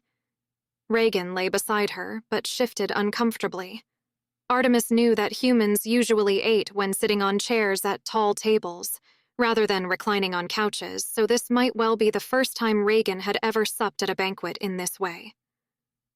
"Lean on your right elbow," she advised. "That way you still sit up a little and you can eat with your other hand. Always face your host or the center. Don't turn your back on them." He situated himself more comfortably. "Aren't they going to eat?" he asked, nodding towards the Fates. "They don't have a table." Artemis shook her head. "They eat only ambrosia. It's not something we eat in the presence of humans." "Why not?" "Because it is reserved for the gods. It gives us many advantages." A slave dipped low before them with a platter piled high with roast meat and vegetables. Artemis waved him away. The slave then offered the platter to Reagan, who piled his plate high. Reagan looked around the room, watching the slaves come and go. "Are you waiting for a particular dish before you begin your meal?" he asked. "I don't like the idea of eating before you begin." "I'm not allowed," Artemis told him quietly. "Oh, do you only eat ambrosia, like the Fates?" "No, I'm not allowed to eat at banquets." Reagan frowned. He put his knife back on the table and regarded her seriously. "Are you hungry, Artemis?" Artemis looked around nervously. "Of course I'm hungry," she whispered furiously. The aromas of all the food around her were driving her crazy. "All I've had to eat for days has been that little bit of bread and cheese this morning. Of course I'm hungry." "Why aren't you allowed to eat at banquets, Artemis?" Artemis hesitated. "Because when I speak back to Avarius, he says that I can either fill my mouth with foul words or food. I can't do both." So when I speak back to him, I'm not allowed to eat. Regan reached out and covered her hand with his own. Avarius isn't here anymore, goddess. That's why we are here. We are going to break your bonds to him, and he will have no more power over you. No, you'll be my husband instead. Artemis spat, pulling her hand away from under his. You'll be the one controlling me instead of him. Sweetheart, Regan breathed. As always, the endearment moved something inside Artemis. Sweetheart, I don't want to control you. I want you to be free. His voice firmed. When you're my wife, when all this is over, you can do whatever the hell you want to do. Go anywhere you want to go. Do anything you want to do. Eat anything you want to eat. And that new life begins now. So tell me, goddess, what do you want to eat? Artemis's eyes were wide. She tore her gaze from the man beside her and looked around the room. When she'd seen the slaves bearing platters full of food, it hadn't occurred to her that she would be allowed to eat from them. She hadn't been allowed to eat in public for a very long time. Eventually, she pointed to the slave bearing a platter of fruit. That one. Regan surprised her. He got to his feet. Where are you going? Artemis asked, confused. You haven't even started to eat, and you haven't eaten all day. Your food will get cold. I'll just be a moment, goddess, Regan told her, and strode across the room. Artemis and the Fates watched him go. He went up to the slave carrying the platter of fruit and spoke quietly to the slave for a moment. Artemis felt her face go lax in astonishment when Regan took the platter from the slave. He came back to where she was reclining on the couch and knelt across the table from her. He held up the platter before her. Allow me to serve you, goddess, he murmured. Artemis took the serving utensils with hands that trembled and chose luscious fruits from the heaped platter. When she put the utensils back, Regan rose to his feet again. What else would you like to eat, goddess? He asked.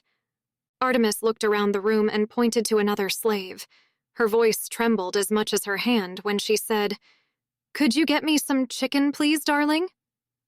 She saw him draw in a deep breath in surprised pleasure. She could never have guessed that simply calling him darling would have such a profound impact on him. Anything for you, sweetheart. And so it went. Everything that she wanted, all she had to do was point to it, and Regan would fetch it for her. He seemed to take delight in kneeling before her and presenting her with each platter fully laden with all that the banquet of the Fates had to offer. Artemis accepted his attentions with growing familiarity. She'd never had anyone serve her like this. She had never seen someone so willing to abase themselves before her, not even a slave. And yet, when Regan knelt before her, it didn't demean him. Every time he knelt down, he seemed to grow larger in her estimation. His humility and care for her showed true nobility of spirit. Eventually, Artemis's plate was piled high, and Regan took his place beside her again. He smiled tenderly at her and took her hand in his, bringing it to his lips for a sweet kiss. I want you to enjoy everything, sweetheart, he told her. She brought a rind of sweet melon to her lips and bit into the soft flesh. Sweet juices spurted on her tongue and dripped down her chin. She caught the juice before it could fall onto her chiton. Here, let me, Regan urged. He brought her hand to his mouth and sucked the finger that was wet with juice. His eyes stayed locked with hers the entire time. And just like that, Artemis discovered that eating could be about far more than the food. In the time she spent with Regan, she had never seen him more relaxed. He put forth effort to be a charming and affable companion. He told her stories about his childhood, growing up in the city of Troy with 4 brothers.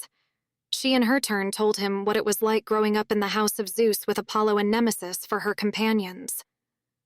The meal passed quickly, and when all the plates had been cleared away, Artemis felt a pang of regret. She had never enjoyed herself more. As the Fates rose to leave the banquet hall, Artemis stopped them. Wait, she called.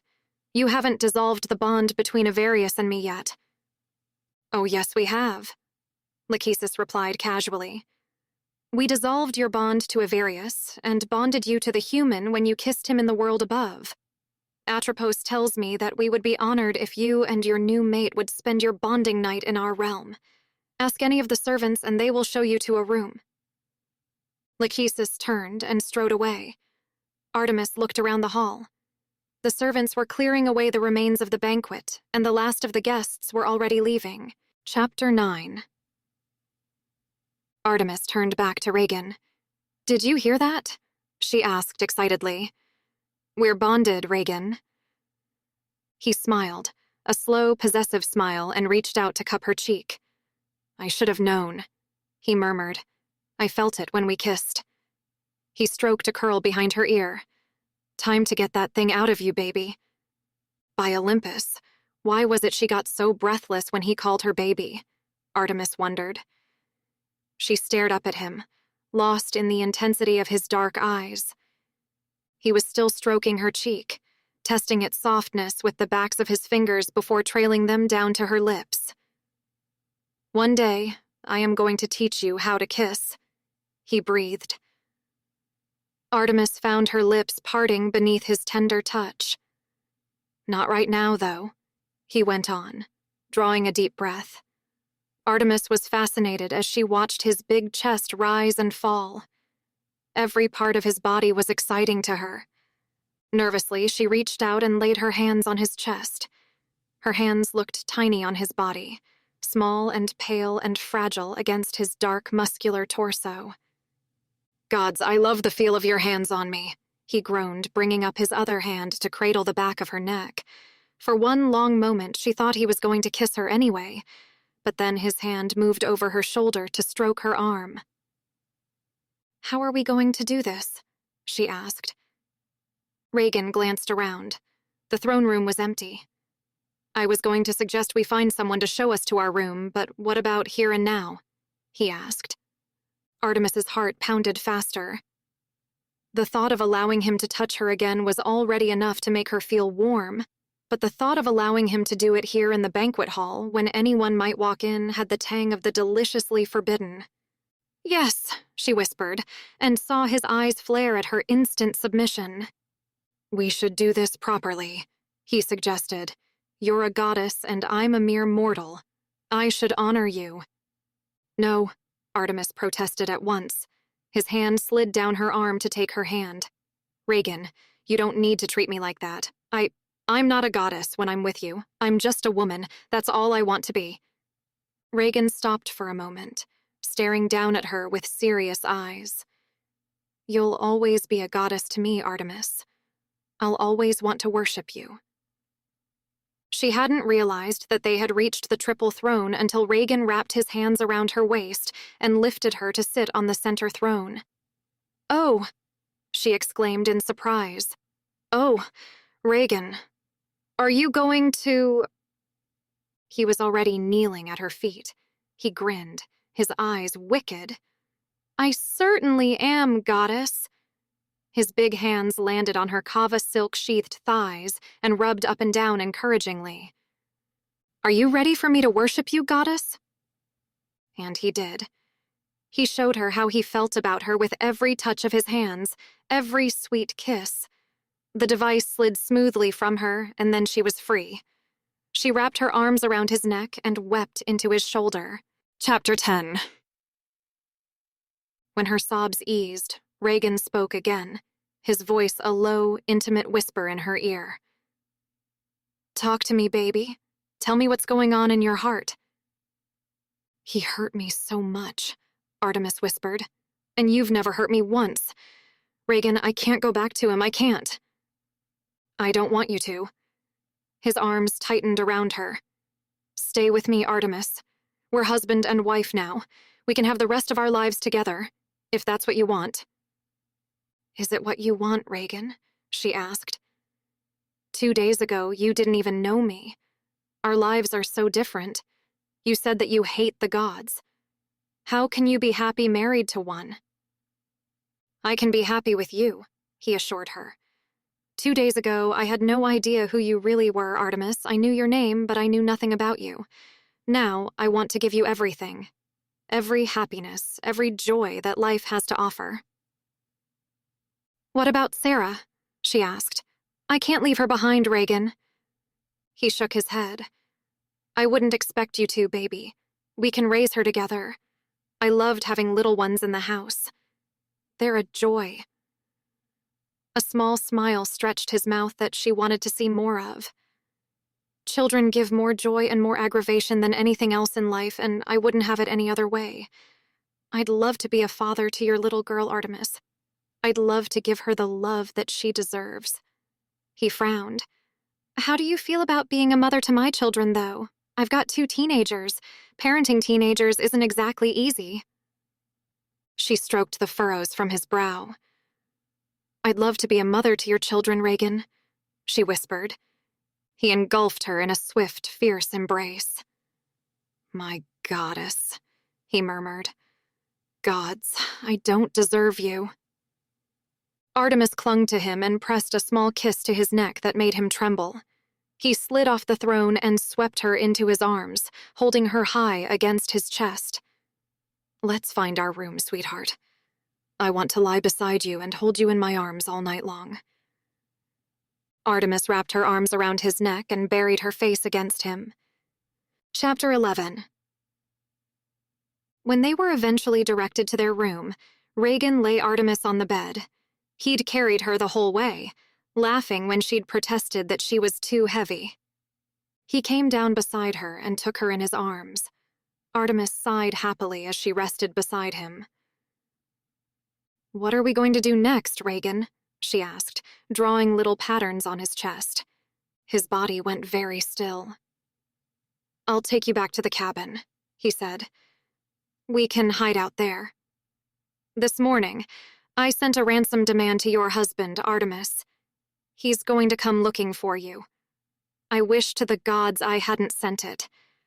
I wanted to save—" He cut himself off, a muscle in his square jaw pulling tight. "To save your children?" she asked. Reagan nodded. He was staring up at the canopy above their bed, eyes searching it like he could read the future there. "I don't know how else to save them, Artemis. I don't know what to do. Helenus was sent to the mines. Cassandra was sent to be a concubine to Evereus."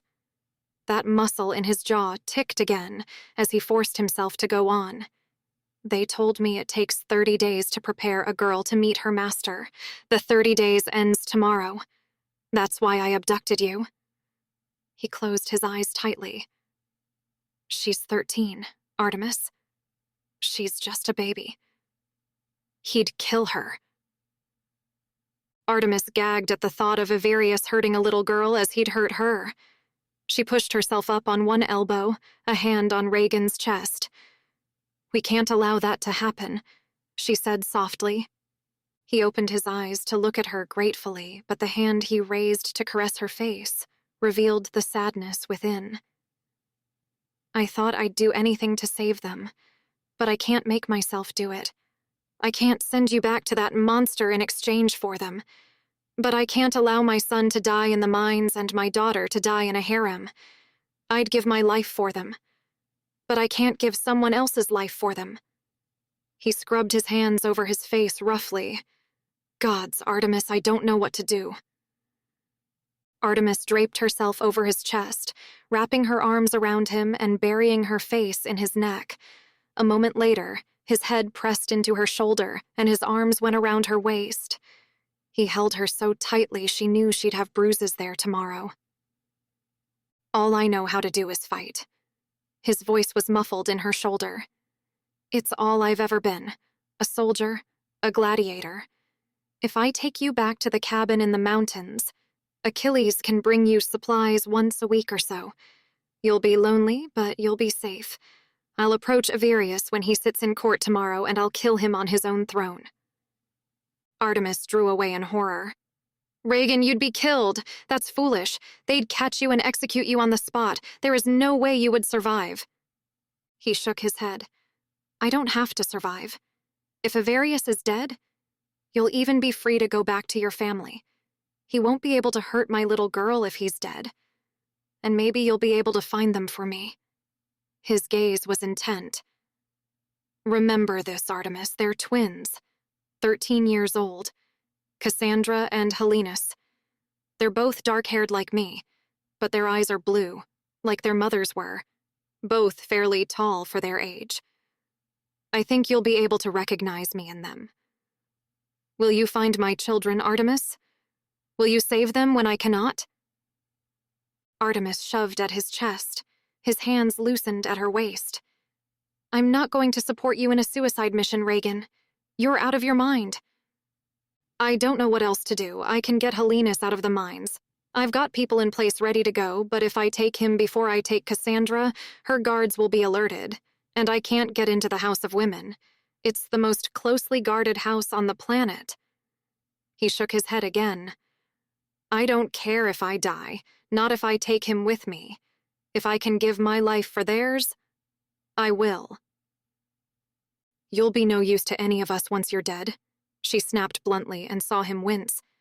Killing Avarius won't change anything. You know who will take his place? His captain, Baylor. There was never a man on this planet crueler than Baylor.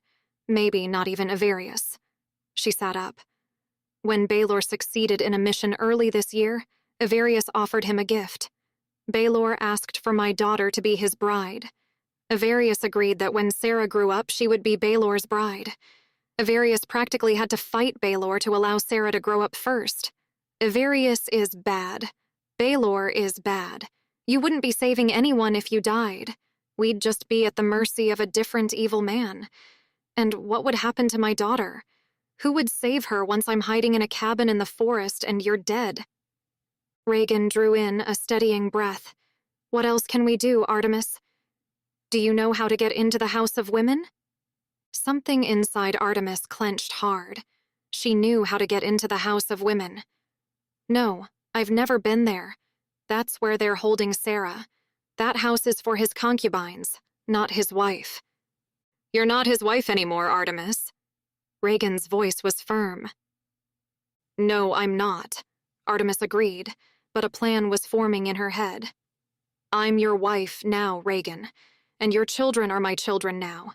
Reagan, you should go ahead with your plan. Trade me back to Avarius. Get your children, our children, back to safety. My baby, Sarah, is being held at the House of Women, but maybe I can find a way to save her when I'm back with Avarius. Absolutely not. He stared at her determined face. Artemis, no. Absolutely not. I can't. His face twisted. I refuse to accept that either my daughter or the woman I love will be violated by that man. I can't make that choice. Artemis lay back down beside him, her mind very busy. Reagan rolled to loom over her, supporting himself on his arms. We'll find another way, he muttered roughly. You're not going back to him, Artemis. He stared down at her. She didn't say anything else, having already made up her mind. She raised her hands to his chest to draw gentle little patterns there. She looked up at him and said, "Kiss me, darling," and watched him lose himself in her. Later, as Reagan fell asleep beside her, Artemis let her body relax against his, but she couldn't sleep. She lay there, trying to enjoy these last moments with him before she had to leave. He would never allow it, if he knew. He would walk into Avarius's throne room and get himself killed before he let her do this. And that was something she couldn't allow.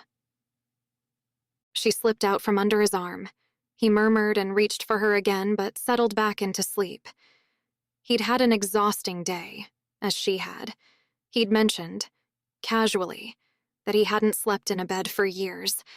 Now, looking at the way he lay so straight, except for that one arm thrown out to reach for her, he looked as if he were still lying on a narrow cot in a gladiator's dormitory.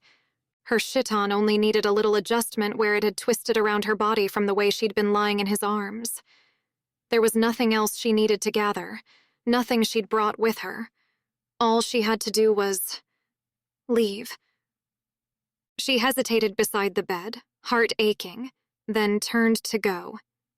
She had to stop a servant in the hallway to ask a question. "I left something in the banquet hall. Can you please fetch it for me?" Cheeks cold and free from any blush, she described the device and shield. "Take me to my sister's and then bring it to me there." Artemis followed the slave through the grand marble corridors to a simpler part of the house. When the slave knocked at a plain wooden door, she wondered if the slave had led her astray. But then Lachesis called for her to enter. The slave bowed and left her, hurrying away to the banquet hall to retrieve Artemis's property. "Leaving us so soon?" Lachesis asked wryly. She didn't even look up. She was seated on a long bench before a loom, passing the shuttle back and forth through the long strands. Clotho said nothing, feeding golden fleece into a spinning wheel, pinching and drawing with her fingers to form the thread. Atropos laid aside the large shears she held in her bent hands. "Come, sister, sit by me." "I haven't time," Artemis replied, and despite herself, her voice wobbled. "I just wanted to explain to you, in case you thought Reagan had done something wrong and decided to punish him. He hasn't done anything wrong. I care for him. I think I could care for him very deeply if we had time. I need to leave him, though. If I let him come with me, he would be killed. I can't allow that." "And yet you would sacrifice yourself?" "Avarius won't kill me. I'm the daughter of Zeus. He wouldn't dare." Atropos shook her head and took her shears up again, carefully selecting a thread and cutting it off. "Avarius is bolder than you realize, sister.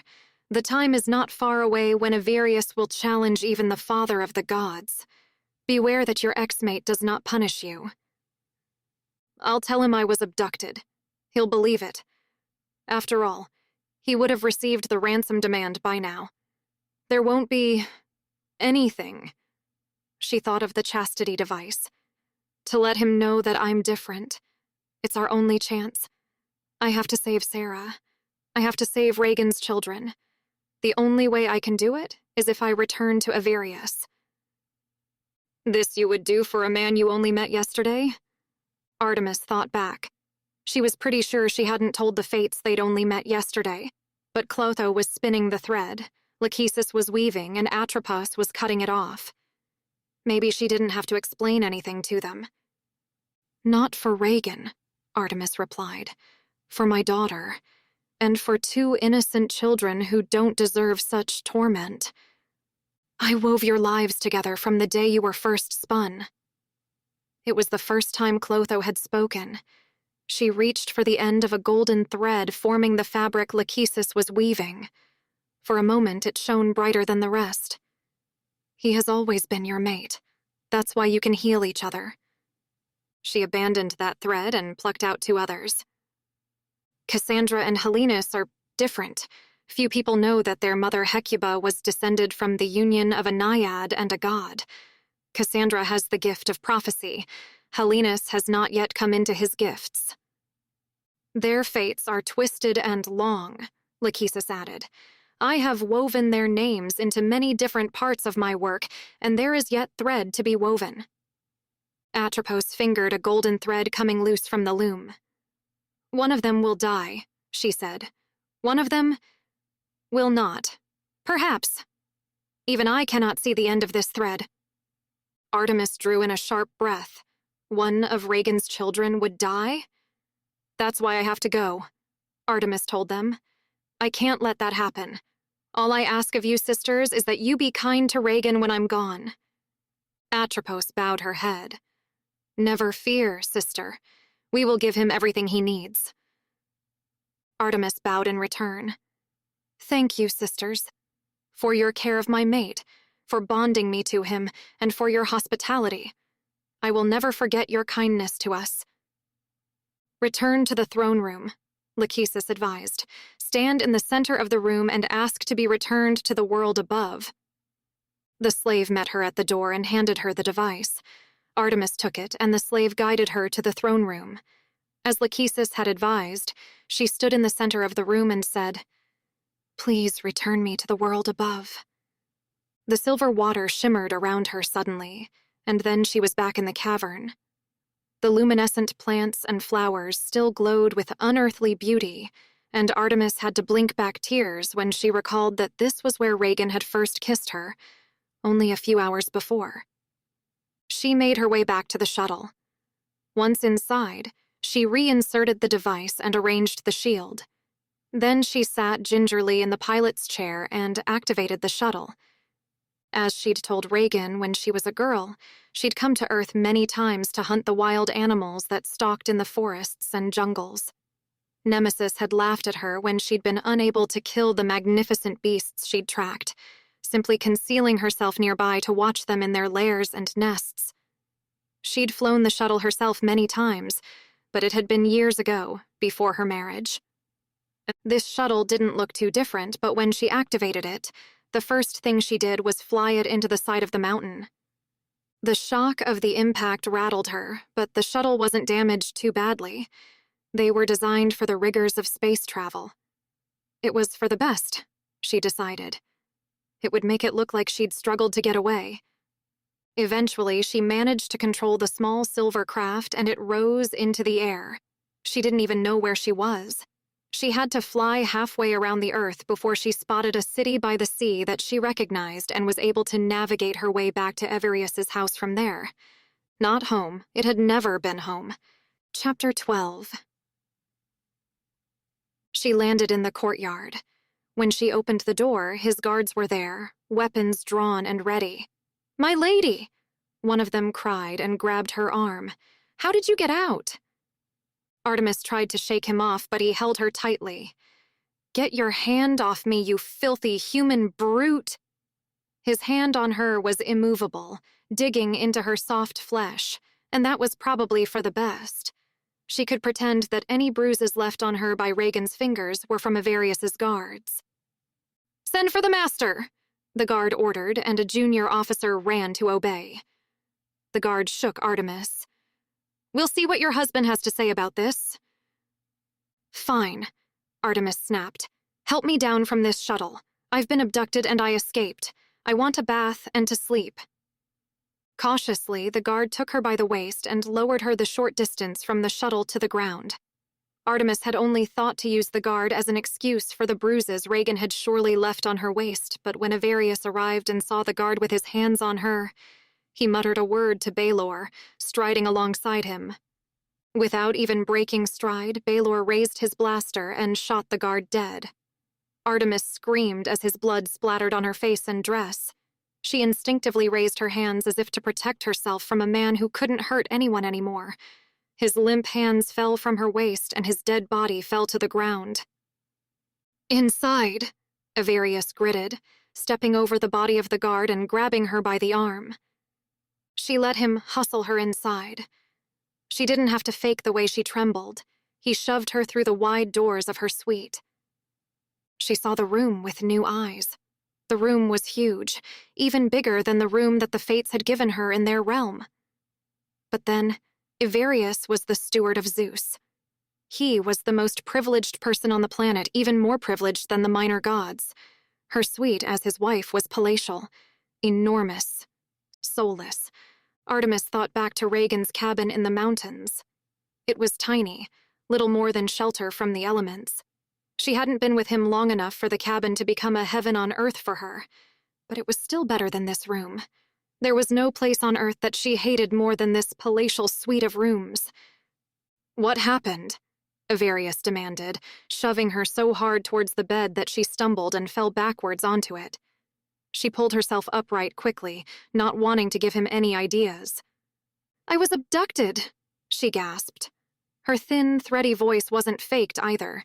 She was genuinely frightened of the man. "The slave that was taking me back from my father's house, he abducted me. He took me to a cave. I was terrified.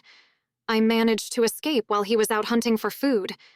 The humans, husband, they are brutes, barbarians, hunting, for food. I took the shuttle and I came straight back here to you." She took a cautious step towards him.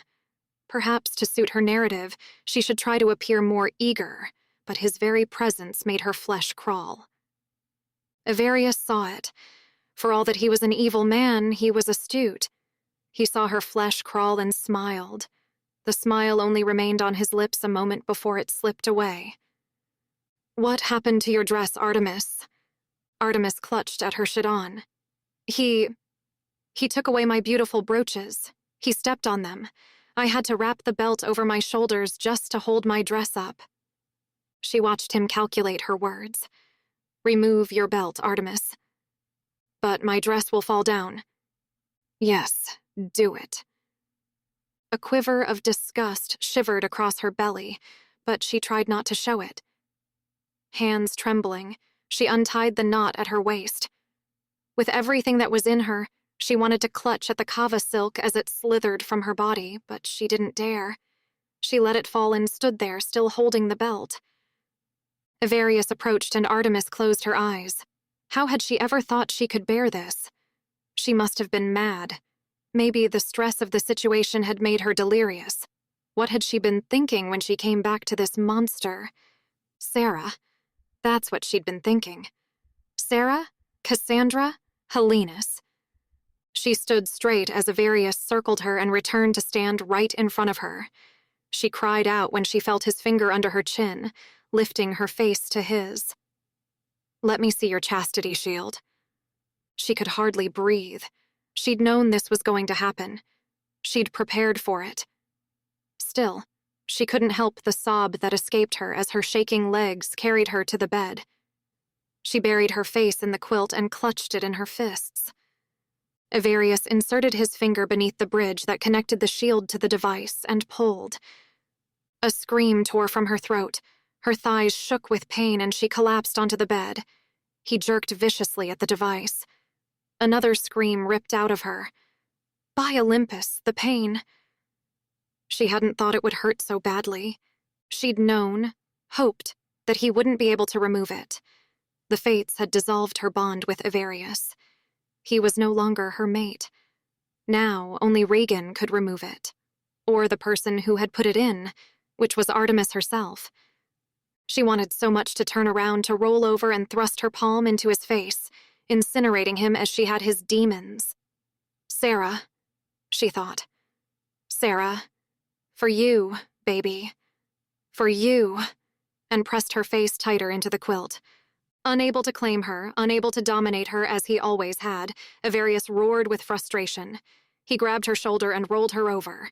"What have you done?" he demanded. Eyes swimming with tears of pain, Artemis faced him triumphantly. "I went to the fates," she told him. "I'm not yours anymore. You are no longer my husband, Avarius." "The fates?" he repeated, and she watched as he mentally rearranged her place in his life. That was all it took, and 4 years of marriage were over. Please, she thought, hoping desperately that he would make the choice she was counting on. She didn't dare say a word. He had to begin it. "And what brought this on?" he asked. He sounded casual, reasonable. Holding one arm across her body, Artemis rolled to face him. "When I realized that any man was better than you," she breathed, well aware that they could be the last words she ever spoke in this life. His expression still casual, reasonable. He fetched her a backhanded slap that drove her off the bed and onto the floor. While she was down there, she grabbed at her chiton and belt. Avarius was already striding across the floor, going back to the door. "It doesn't matter," he said. "I've got what I want from you anyway. Soon I'll be ready to face your father openly. In the meantime, since you like other men so much, you can be my guest." He flung open the doors and called for the guards. They were waiting in the hall, as they always were, in case Artemis tried to run for it. She knew that there was another one outside her window and more on the roof. They stepped into the room, not even glancing at Artemis as she pulled the tube of kava silk on and tied it hastily. They saluted smartly and kept their eyes on their master. Avarius kept his voice casual, reasonable. "This woman is no longer my wife," he said. "She is unchaste, so she can be treated like what she is. Take her to the House of Women. She can become a reward for my officers." "Yes, sir," they exclaimed. Avarius smiled as the guards grabbed her arms, pulling her roughly to her feet. "Maybe Baylor would like to take you until Sarah is old enough?" he suggested with a light laugh. He sneered at her as she was dragged away. You should have stayed with your human lover, Artemis. I had no intention of paying the ransom for you anyway. Artemis struggled to keep her feet under her as the guards shoved her across the room. The last thing she saw before they dragged her out into the hall wasn't Avarius, but the little pink jar on the nightstand. An hour later, she was being dragged into the House of Women. Chapter 13. It wasn't just a house. It was a huge, sprawling complex in the cool, mountainous region of some humid part of the earth. There were hundreds of women here, Artemis knew. Some were reserved as concubines to Avarius, but most were available to his officers when they'd pleased him. It was also one of the most closely guarded compounds on the planet. A different set of guards received her into the house, female this time. She waited between them while the guards who brought her from the house of Avarius filled in paperwork. It hadn't occurred to her that there would be paperwork, but of course there was. Avarius liked to keep a close eye on what was his. When they'd signed the last form, one of them leered at her and tried to grope her. The woman beside her swung out a laser lash with a flick of her wrist. It wrapped around the man's hand. There was a sizzling sound, and the man screamed, falling to his knees. A moment later, the lash fell away from his hand, and his hand also fell away from his arm. "You do not have a permit to touch," the guard explained blandly. The man was still screaming, scrabbling for his amputated hand while holding the still-burning remains of his wrist to his chest, as the guards led Artemis away. "I suggest you remember that," the guard recommended as they walked. "You can lose a lot of body parts before a man doesn't want you. We don't care if you're happy. We care if you do your job. Now get in here and strip." They pushed her into a small room set up like a bathroom with a large window running all the way along one wall. Artemis looked through the window at the two guards watching her impassively. An intercom crackled. "Strip and bathe," the guard said. Trying to pretend she was alone, Artemis did what she was told. She stepped into the shower and washed herself thoroughly. The intercom crackled again. "Wait, what's that down there?" Artemis glanced through the window and looked down. "It's a chastity shield." "You will address me as custodian," the guard said severely. "It's a chastity shield, custodian." "Take it out." Artemis wanted to protest that it could only be removed by her husband, but she worried the guards would kill her on the spot. Gingerly, she removed the device. She let it drop to the floor, kicking it into a corner, swearing to herself that she'd never allow anyone to hurt her like that again. "Wash your hair, too. There is a special shampoo. We don't want lice in the house." The shampoo felt like it was scalding her scalp, so Artemis washed her blonde locks quickly. She finished washing and stood there as the air currents from the vents dried her skin and hair. "Take a clean chiton from the shelf," the guard instructed. This chiton didn't fasten with a belt or brooches. It was sewn together at the shoulders. Artemis slipped it over her head. It wasn't kava silk, of course, but some rough fabric, cheaply woven. It might have once been white, but now it was a faded gray. She folded her hair into a braid. The door slid open. The two guards stood there, ready. "You will come with us." She did as she was told, reminding herself repeatedly of her objective. She had to find Sarah. She had to find Cassandra. Tall for her age, Reagan had said. Dark hair, blue eyes. And she looked like him. Artemis could do this for them. "It is good that you are obedient," the guard said as they strode down the corridor. "Life here doesn't have to be unpleasant. You will be fed and clothed. You have facilities to bathe. You will even have music and storytellers if you are very good. If you are exceptional, you might even be taught to play an instrument so that you can please the officers. All our girls here are good girls." "And girls who aren't good girls?" Artemis asked timidly. "Don't last long," the other guard put in. "You can be happy if you try." The first guard continued.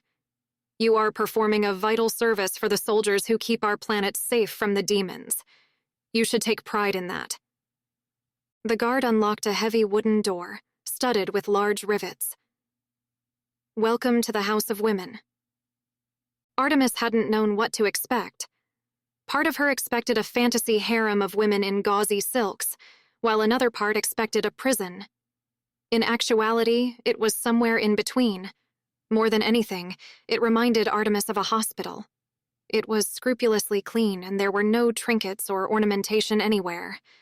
All the ornamentation, she supposed, along with the gauzy silks, would be in the part of the house open to the officers. A young woman, no older than Artemis herself, was waiting, sitting on a chair in the hallway.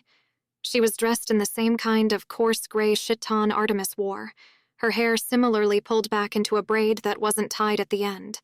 Her feet, too, were bare. She didn't smile at Artemis, merely bowed courteously to the guards. Custodians.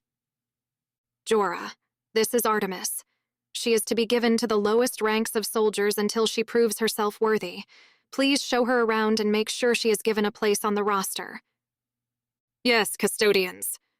Jorah led Artemis around the labyrinthine passages of the House of Women. There were no windows and no external doors. She showed Artemis her cubicle, a curtained-off section in a long dormitory.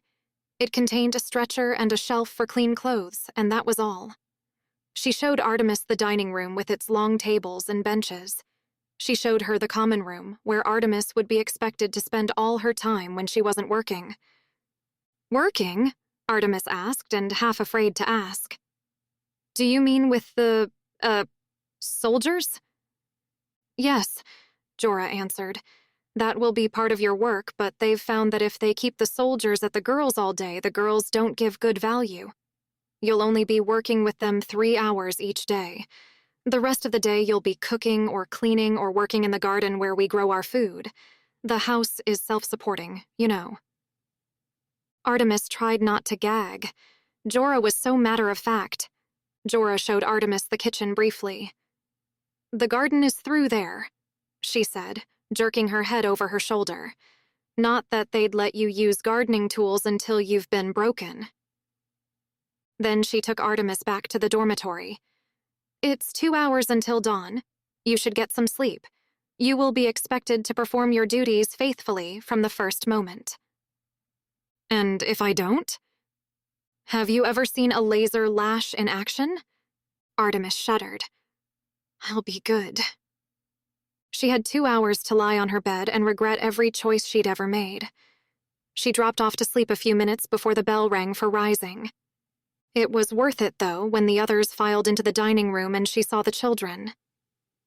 It hadn't occurred to her that there would be other children here. She'd thought only of Sarah, but of course a house of concubines would have children. There weren't many of them, though, so it was easy to pick out 3-year-old Sarah with her flaming red hair, holding the hand of an older girl. An older girl with dark hair and blue eyes who looked astonishingly like Reagan. Artemis's heart pounded as she ate the bland, slightly salty hordeum barley mouche that smelled like nothing at all. That was Cassandra. It had to be Cassandra. She cast her eyes down again, but every cell in her body felt like she was being drawn across the room to where the children sat, quiet and good, at the small tables. Jorah was at Artemis's side even before she'd finished her breakfast. "Your task will be washing the floors today. Come with me." "But..." Artemis let her voice trail off, but she didn't let herself glance back at the children. "Fine," Jorah snapped. "Eat quickly, then." Artemis took 3 quick mouthfuls of the remaining hordeum and followed Jorah from the dining room. She'd never washed a floor in her life. Jorah rolled her eyes as she demonstrated. "Privileged woman like you," she sneered as she got back up, dusting off her dress. "It's not fair that they put the likes of you in with the rest of us. Some of us have been working for years to better ourselves in this house, and I bet you'll be serving the officers within a week, before those soft white hands have a chance to even toughen up." Artemis didn't know what to say, but Jorah was already leaving. It was hard work. Artemis had lost much of the muscle and strength she'd had in her younger days. It wasn't long before her whole body was aching. Her head ached, too. She hadn't had enough sleep, and she needed to get to Sarah before she had to service one of the soldiers. She noticed the parade of feet going past her, but her only thought was that she was going to have to wash that section of floor again until a high, young voice cried, "Oh no, my beads!" A moment before, a hail of small beads clattered down onto the damp floor. Now Artemis had two problems. Or, to put it more accurately, dozens. Dozens of tiny, tiny problems. Artemis looked up.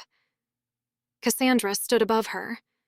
A line of young women, dressed in fine chitons, were walking past. Cassandra wasn't looking down. "I'm so sorry, mistress. I think the knot broke on my beads," Cassandra explained, as a middle-aged woman hastened from the front of the column to investigate. "Well, pick them up, you stupid girl," the woman snapped. "You'll have to restring them tonight, so don't lose any. We're not going to wait for you again. Join us in the auditorium the moment you've gathered them all." "Yes, mistress," Cassandra said quietly as the woman strode away. The girl knelt beside Artemis, her hands busy collecting the small beads. Artemis put her hand over hers. "Cassandra?" she asked. The girl looked up. Artemis was sure she would have recognized Reagan in the girl's face, even if he hadn't described her. "I'm a friend of your father's. He loves you so much, Cassandra.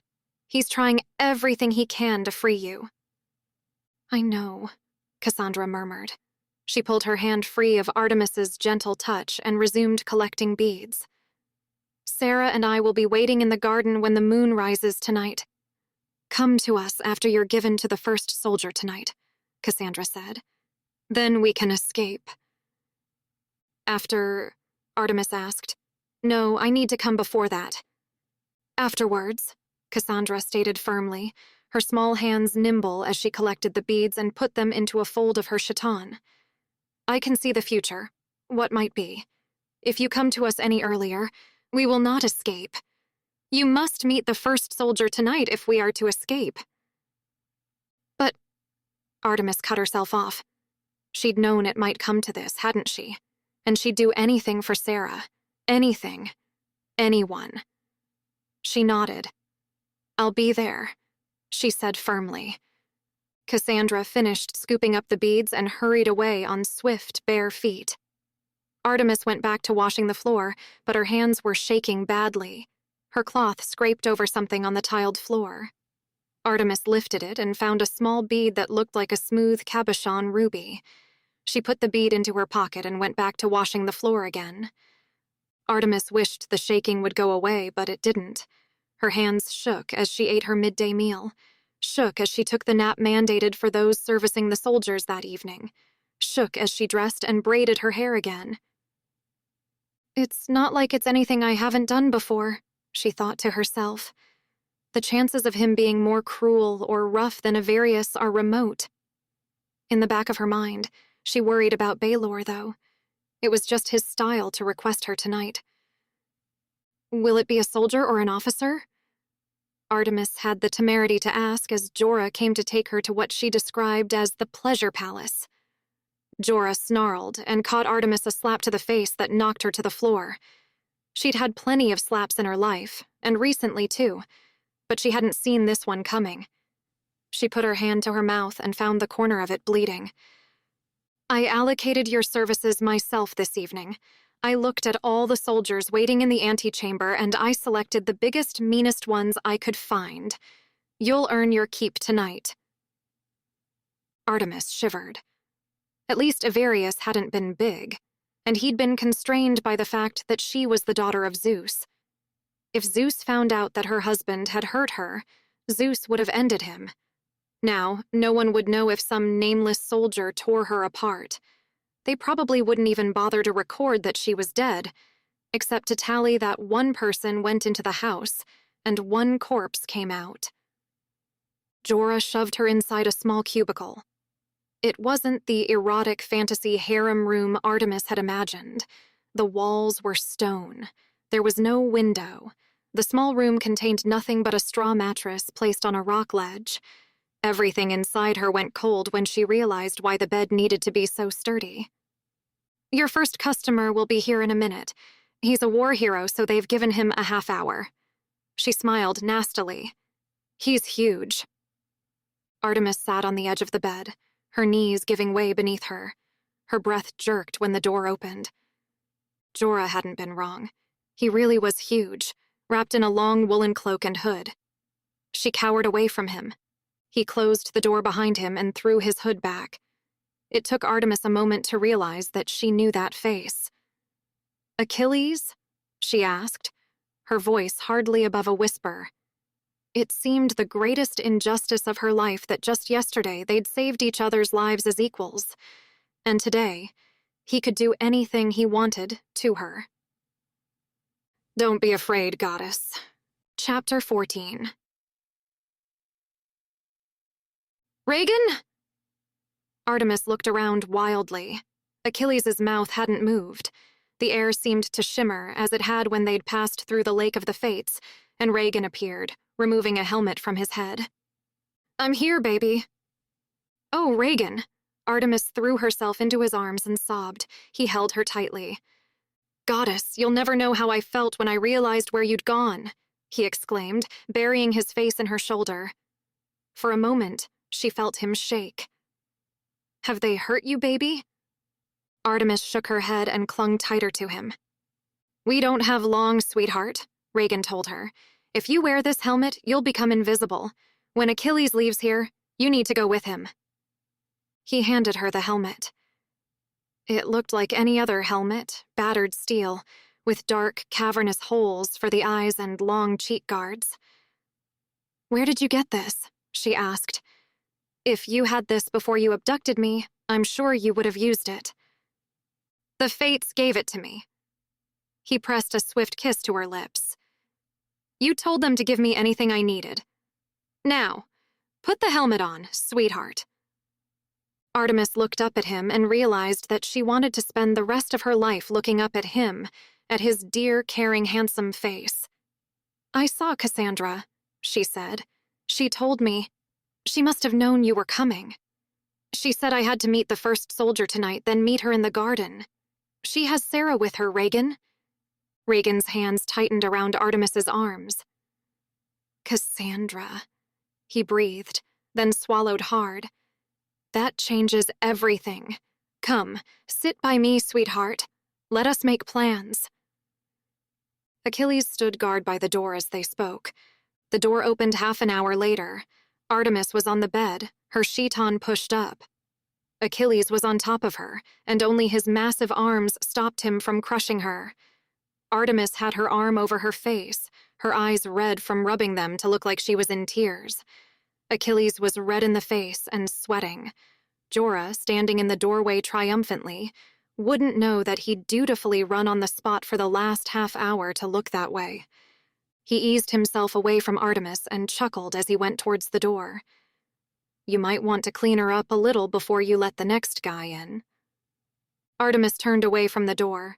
She moved slowly as she rolled onto her side as if she was in pain, sobbing slightly. She heard Jorah's hiss when she saw the bloodstain on the back of Artemis's dress. Reagan had cut his own arm to create the bloodstains that marked the back of her dress. Jorah grabbed her and rolled her back. Get up, she snapped. You'll have to wash before you're fit for the next one. She pulled at Artemis's shoulder, forcing her off the bed and towards the door. Go back to our quarters and clean yourself up.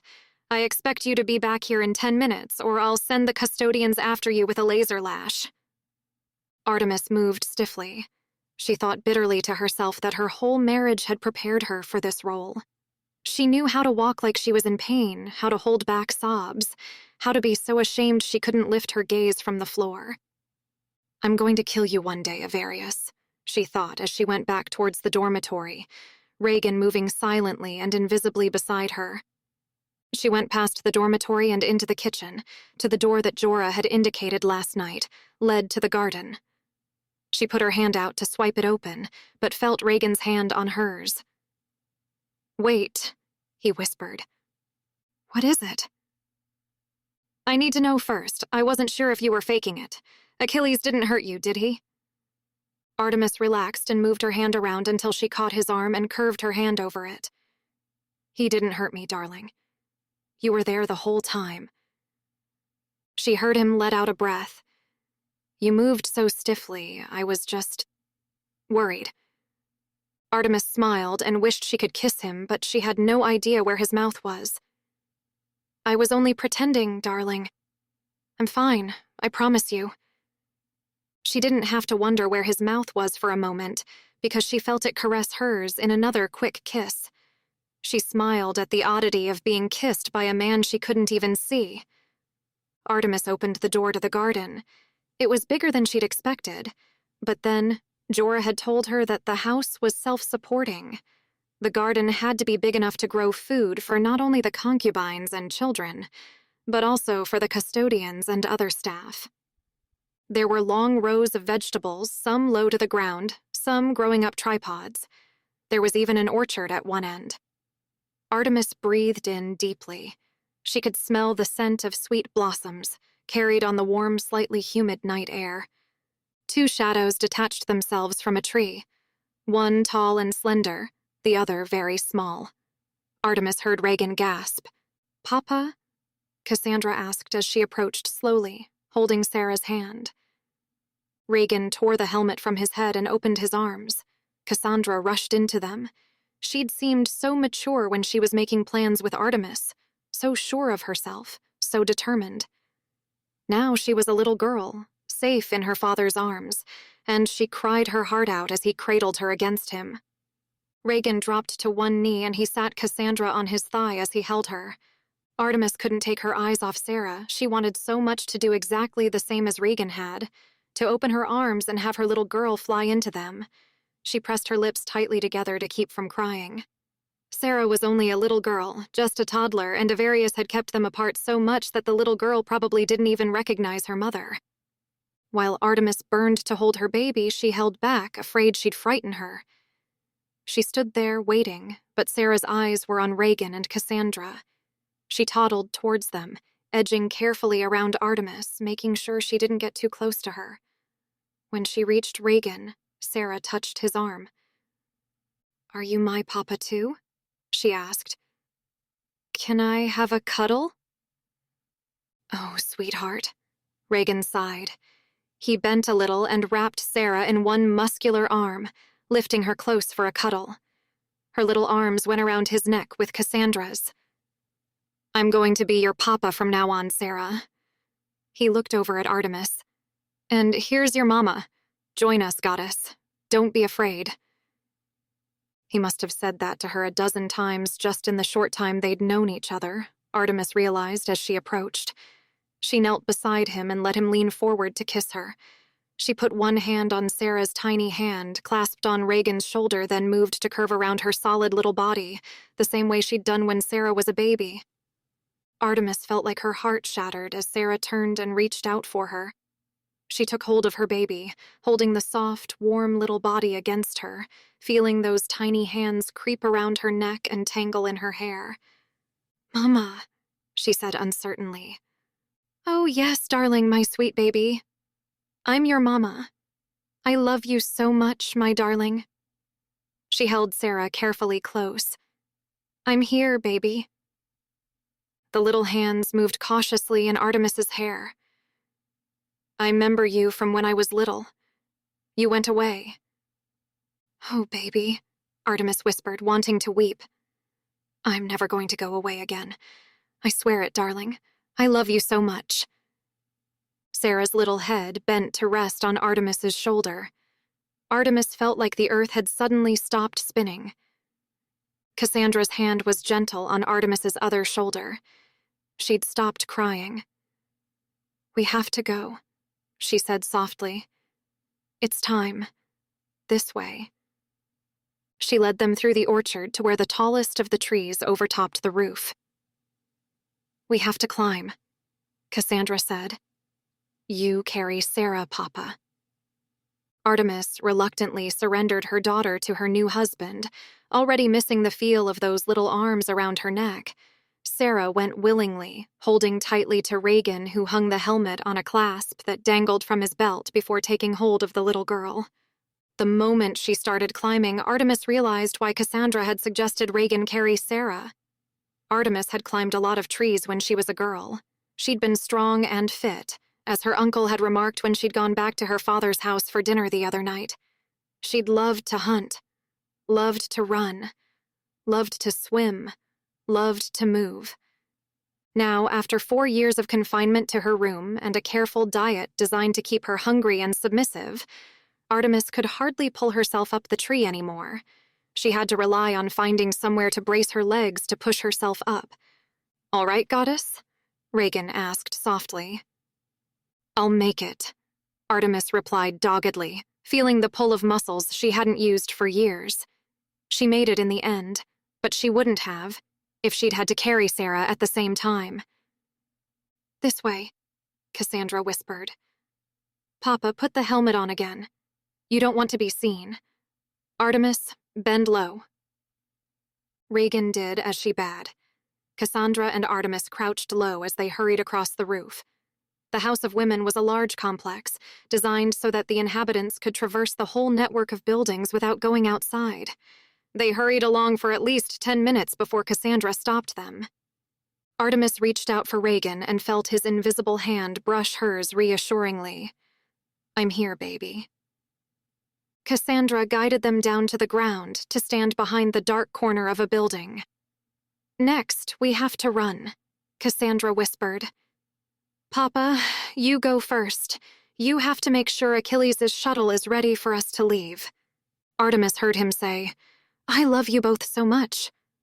Then she heard the crunch of his feet on the packed sand as he ran to the still-closed door. Cassandra turned to Artemis. "If I don't make it, keep running. The shuttle is going to depart in a few minutes, but we're going to have to make it through the gates." She pointed. The House of Women was surrounded by walls and guards, Artemis thought. The only entrance or exit she could see was an enormous pair of wooden gates, as large as anything in her father's house. There was no way they could open them manually. No human was that strong. The guards were everywhere. Custodians, Artemis reminded herself, then cursed herself for giving in to their wishes. Guards, she thought again, refusing to even use their own name for themselves. "What do you mean if you don't make it?" Artemis whispered back. Cassandra only replied, "Run!" She didn't bother to lower her voice. It was practically a shout. Every guard in the space between the house and the wall turned to look at them. They had no choice but to run now. Cassandra sprinted out into the open space, Artemis only a step behind her. Guards shouted and ran towards them. Some of them had already activated their laser lashes. Artemis only hoped that none of them had blasters. Cassandra didn't even look around. She kept her eyes on the massive wooden doors. Artemis vaguely heard the guards shouting, "Close the gates! Close them!" They were calling for the gates to close, she realized, because they were already opening. A small group of men, escorted by a custodian, were entering the compound. They looked around, confused by the shouting that met them when they entered the House of Women. Cassandra was running right for the men. One of them opened his arms wide and shifted from side to side like he was trying to catch her. Cassandra sidestepped him neatly and his arms closed on open air. She dodged away from the laser lash a custodian flicked towards her and the lash recoiled harmlessly. Artemis was right behind Cassandra. Before she was married, she'd run on feet as swift as the wind and the wild beasts she hunted. Now she couldn't keep up with a child. She couldn't see any sign of Reagan. He was already out the gates, getting the shuttle ready to depart. A laser lash flicked at her right, and Cassandra reached back to jerk Artemis forward just in time to evade it. "We're going to make it," Artemis thought as they drew closer to the door, and elation rose within her. "We're going to make it!" And then a demon landed right in front of Cassandra and wrapped both its skinless, muscled arms around her struggling body, lifting her off her feet. "No!" Artemis screamed, raising her hand. The forceful blast of power sent her reeling backwards. The demon disintegrated. Cassandra landed on her feet again and darted to the side as if it was nothing. Her eyes were fixed on the gate. She didn't look back. She didn't look to the side. Artemis saw a man who had been in the group that had just entered the house reach into his tunic. He withdrew a blaster and aimed it at Cassandra. "No," Artemis screamed again, throwing her arms wide as a sudden burst of speed brought her up right behind Cassandra. She tried to throw her power at the man, but he was already firing. The blast hit her right between the shoulder blades. Artemis gasped, unable to even scream as the pain ripped through her. She saw Cassandra turn and look at Artemis like she was surprised. How could a girl who could see the future look so surprised? "Run!" Artemis groaned, even as she fell. Hard hands caught her before she hit the ground, lifted her. She clung to familiar broad shoulders as invisible hands cradled her against a strong chest. Reagan sprinted for the shuttle with Artemis in his arms, Cassandra running right alongside them. The shuttle was right there, the door open, Achilles standing in the aperture. There was a dark-haired boy, the very image of Reagan in his youth, strapped into a seat, holding Sarah on his lap. Reagan lay Artemis on the floor, rolling her onto her side so he could examine the blast wound in her back. Achilles was already sliding into the pilot's chair.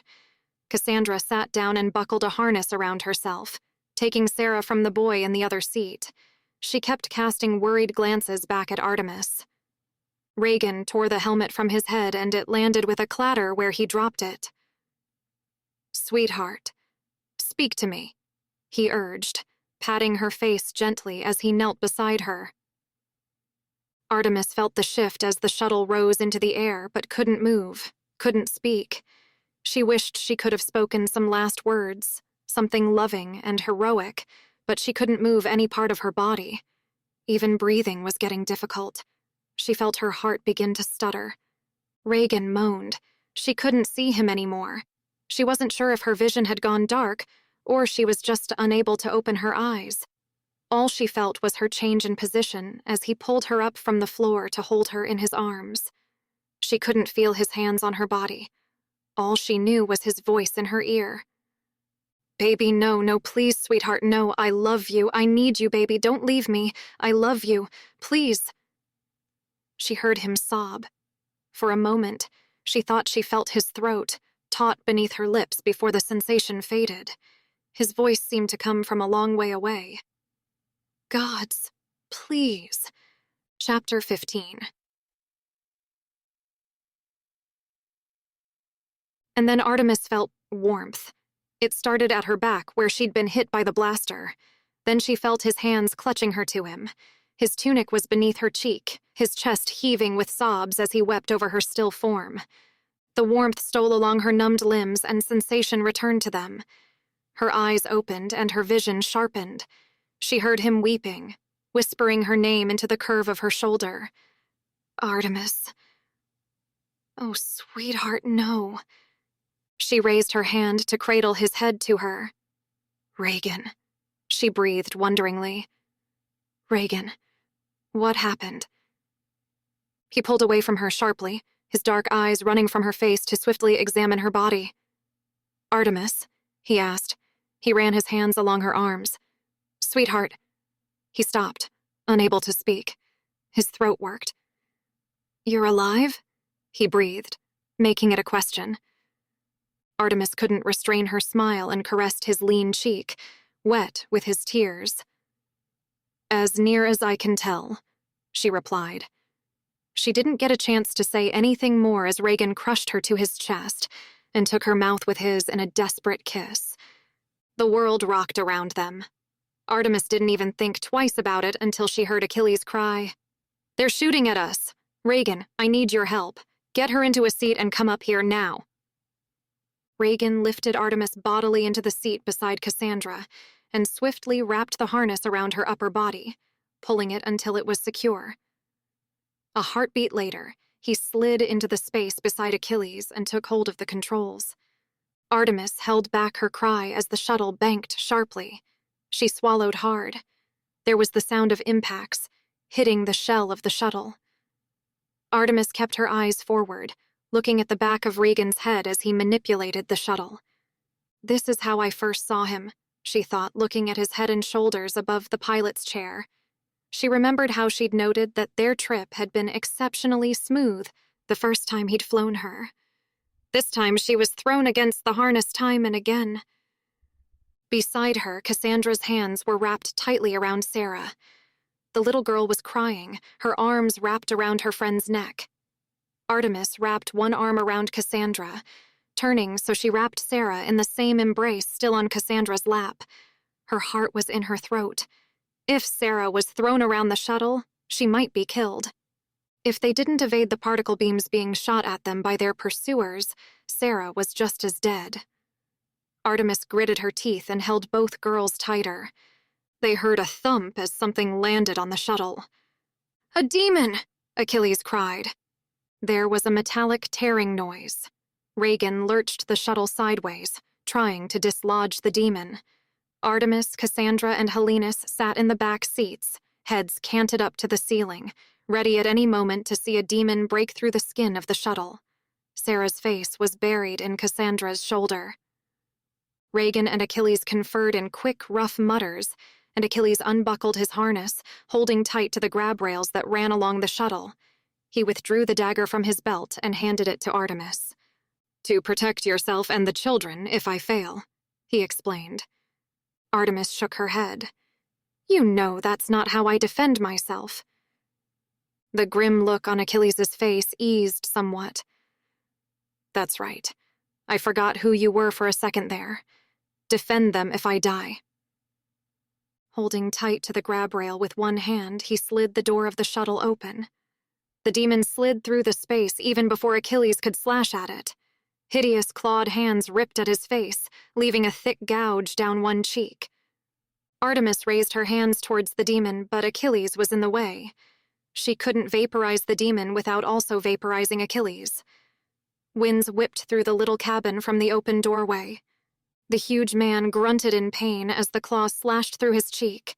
He grabbed the demon's shoulder with one massive hand and held it tight as he drove the dagger into its belly. He grunted again, this time with effort as he drew the dagger upwards. The demon collapsed in a bloody pile at his feet. Achilles performed a brutal maneuver that made sure the demon was dead, then stepped over its corpse and pulled the shuttle door closed. The wind stopped immediately, and Artemis was temporarily deafened. She could feel Cassandra shaking beside her and put her arms back around the girl. "Wait," Cassandra said, her voice shaking. "Achilles, come here a moment." He knelt before her. Cassandra glanced out the front view screen and reached out one hand to touch the ugly wound on Achilles' face. A golden glow formed under her fingers, and the flesh knitted itself together as Artemis watched, leaving nothing but a ragged bloodstain on his face. "Now go, quickly," Cassandra urged as Achilles stared at her with wide, gray eyes. Then he nodded and joined Regan at the controls. Beside Cassandra, Helenus let out a small cry as a golden stream of light shot past their bow. Buckling himself in again, Achilles swore. "That took out our shields," Regan cried. "Hold on, I'm going straight up." The shuttle shifted until its nose pointed at the sky. Artemis and the 3 children beside her were thrust back into their seats, but at least the pressure held Sarah tighter, safer, in Cassandra's lap. Artemis raised her eyes and saw a long strip at the top of the shuttle glowing a volcanic red. The demon had skinned part of the ship, and they had no shields. Her gaze dropped to Regan, pulling grimly at the controls. If the skin of the shuttle didn't hold together, they were all dead. And then, that moment of weightlessness between leaving orbit and the artificial gravity kicking in. "Hold on tight," Regan muttered grimly. "We're going to land, but we don't have shields. This is going to be rough." He wasn't exaggerating. Artemis threw her body in front of Cassandra and Sarah as the shuttle bounced across the floor of a landing bay and skidded. It came to rest against a wall with a heavy thump. Regan twisted out of his seat at once and came back to them. His anxious hands were over all of them, Artemis, Cassandra, Sarah, and Helenus, reassuring himself that they were all right. He dropped to one knee in front of them and opened his arms to embrace them all at once. The door slid open again. It made a protesting noise that Artemis hadn't noticed when Achilles had slammed it shut after killing the demon. "Step out of the shuttle and keep your hands where I can see them." Artemis looked around. There was a guard dressed all in black standing in the doorway of the shuttle, a blaster trained right at Regan's heart. "Where are we?" Artemis asked, getting out of her seat cautiously and picking her way around the dead demon so she could exit the shuttle. There were guards surrounding them, armed and careful. "I don't know," Regan replied. "I saw an open landing bay and I went for it." "All of you," the guard insisted. "Out of the shuttle now." Artemis gasped as she looked back at the shuttle. It seemed impossible that a craft so badly damaged could withstand the pressures of exiting Earth's atmosphere. The door was half off its hinges, and the edges had been picked away by the demon, leaving a serrated shape that didn't fit into the doorframe. Along the top of the shuttle, as she'd suspected, a large strip of metal was curled up and over where the demon had tried to skin them. She shuddered. Cassandra handed Sarah to Artemis. The little girl didn't even look up as she was transferred to her mother's arms. Achilles slung the cloak from his shoulders around Artemis, hiding her short, stained chiton. Suddenly, a deep voice boomed, "What is going on here?" And the whole landing bay shook with the power of that voice. Artemis drew in a hopeful breath and turned around. She knew that voice. "Uncle!" she cried, holding Sarah tight and hurrying to him, ignoring the guards. "Uncle, Sarah and I have come to visit." She skidded to a halt 6 feet away from the dark god of the underworld. His midnight eyes raked over her figure incredulously. "Artemis?" he asked. Artemis wasn't sure what Hades would think if she told him the truth. How could she explain that she'd left her husband and had the fates bond her to a man she'd met only yesterday? How could she explain that she'd been willing to risk everything to save Cassandra and Helenus when she'd never met them before? His dark, perceptive gaze was roaming over the small group, and she didn't have a chance to speak before he started firing questions at her. "Who is this?" Hades demanded. "This isn't your husband." He glared at Regan. "Is he your bodyguard?" He looked at Achilles. "And your other bodyguard?" His gaze slid to Cassandra and Helenus. Cassandra was already taking hold of Sarah. "Is this your nanny? And your—" Apparently, even Hades couldn't think of a purpose that Helenus would serve in this situation. Before Artemis could speak, Regan dropped to one knee beside her. "I guard the goddess with my life, dread god of the underworld. These are my children." Artemis couldn't let him do it. Their relationship was too important to her to lie about it. "Yes, Uncle, he is my guard, but he is more than that. He is also my mate. We went to the Fates, and they dissolved the bond between Avarius and me, and created a new bond between myself and Raganus. Hence, Regan's children are now my children. I would like you to meet your new niece and nephew, Uncle Cassandra and Helenus. Children, this is your great-uncle Hades. If he offers you a puppy, say no." She turned to nod respectfully to Achilles. "With us is also a very brave soldier who has risked his life, time and again to protect us." Hades stared at her, his mouth open, then his gaze slid to Regan, rising slowly to his feet, then to the twins standing on Regan's other side and Achilles beyond them. His gaze went back to Artemis, finally taking in the coarse gown that she wore beneath Achilles' cloak and the state of her hair. "I think perhaps you have had an eventful day, Artemis," Hades said at last. "Of course, you must avail yourself of the hospitality of my house. You will want to bathe and refresh yourself, and then you can present yourself to me and tell me your tale." Regan's hand twined around Artemis's. "Thank you, Uncle," Artemis replied gratefully. "You're right, it has been a very eventful day." The guards escorted them to the guest quarters. Achilles had his own suite of rooms, and he paid them a solemn farewell at the door. The next set of rooms were for Cassandra and Helenus. Sarah, still cradled in Artemis's arms, suddenly noticed that she was being parted from Cassandra. She struggled in Artemis's hold, reaching out her tiny little arms for her friend. "Sorry," Cassandra muttered. "I've been looking after her for a month now. She's used to me." "I understand," Artemis replied, even as it tore at her heart to let the little girl go. "I'm grateful that she has had someone to love her, even if it couldn't be me." "Don't worry, Cassandra. We have time now. We'll get to know one another. In the meantime, if she's happier with you, then that is the best place for her." Cassandra smiled tenderly at the little girl in her arms. "I just want to hold her for a little while," she said, adding cryptically, "The next time I see her, she's going to be all grown up." Chapter 16. Reagan. Reagan's hand enveloped his wife's as the door closed behind the three children.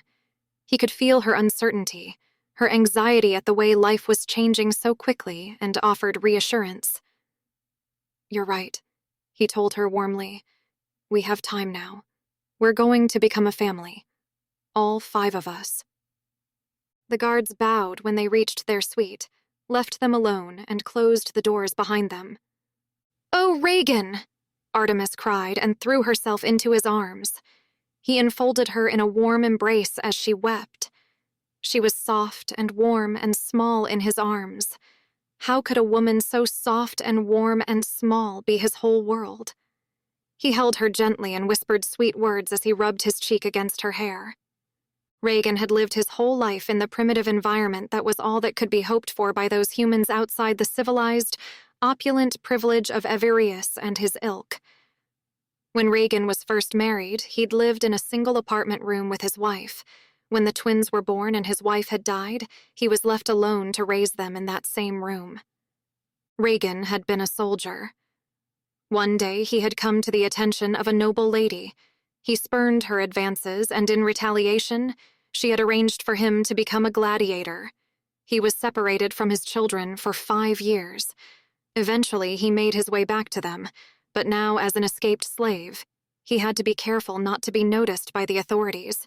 He took the children up into the mountains where he built the cabin, and they lived their simple, solitary life in freedom.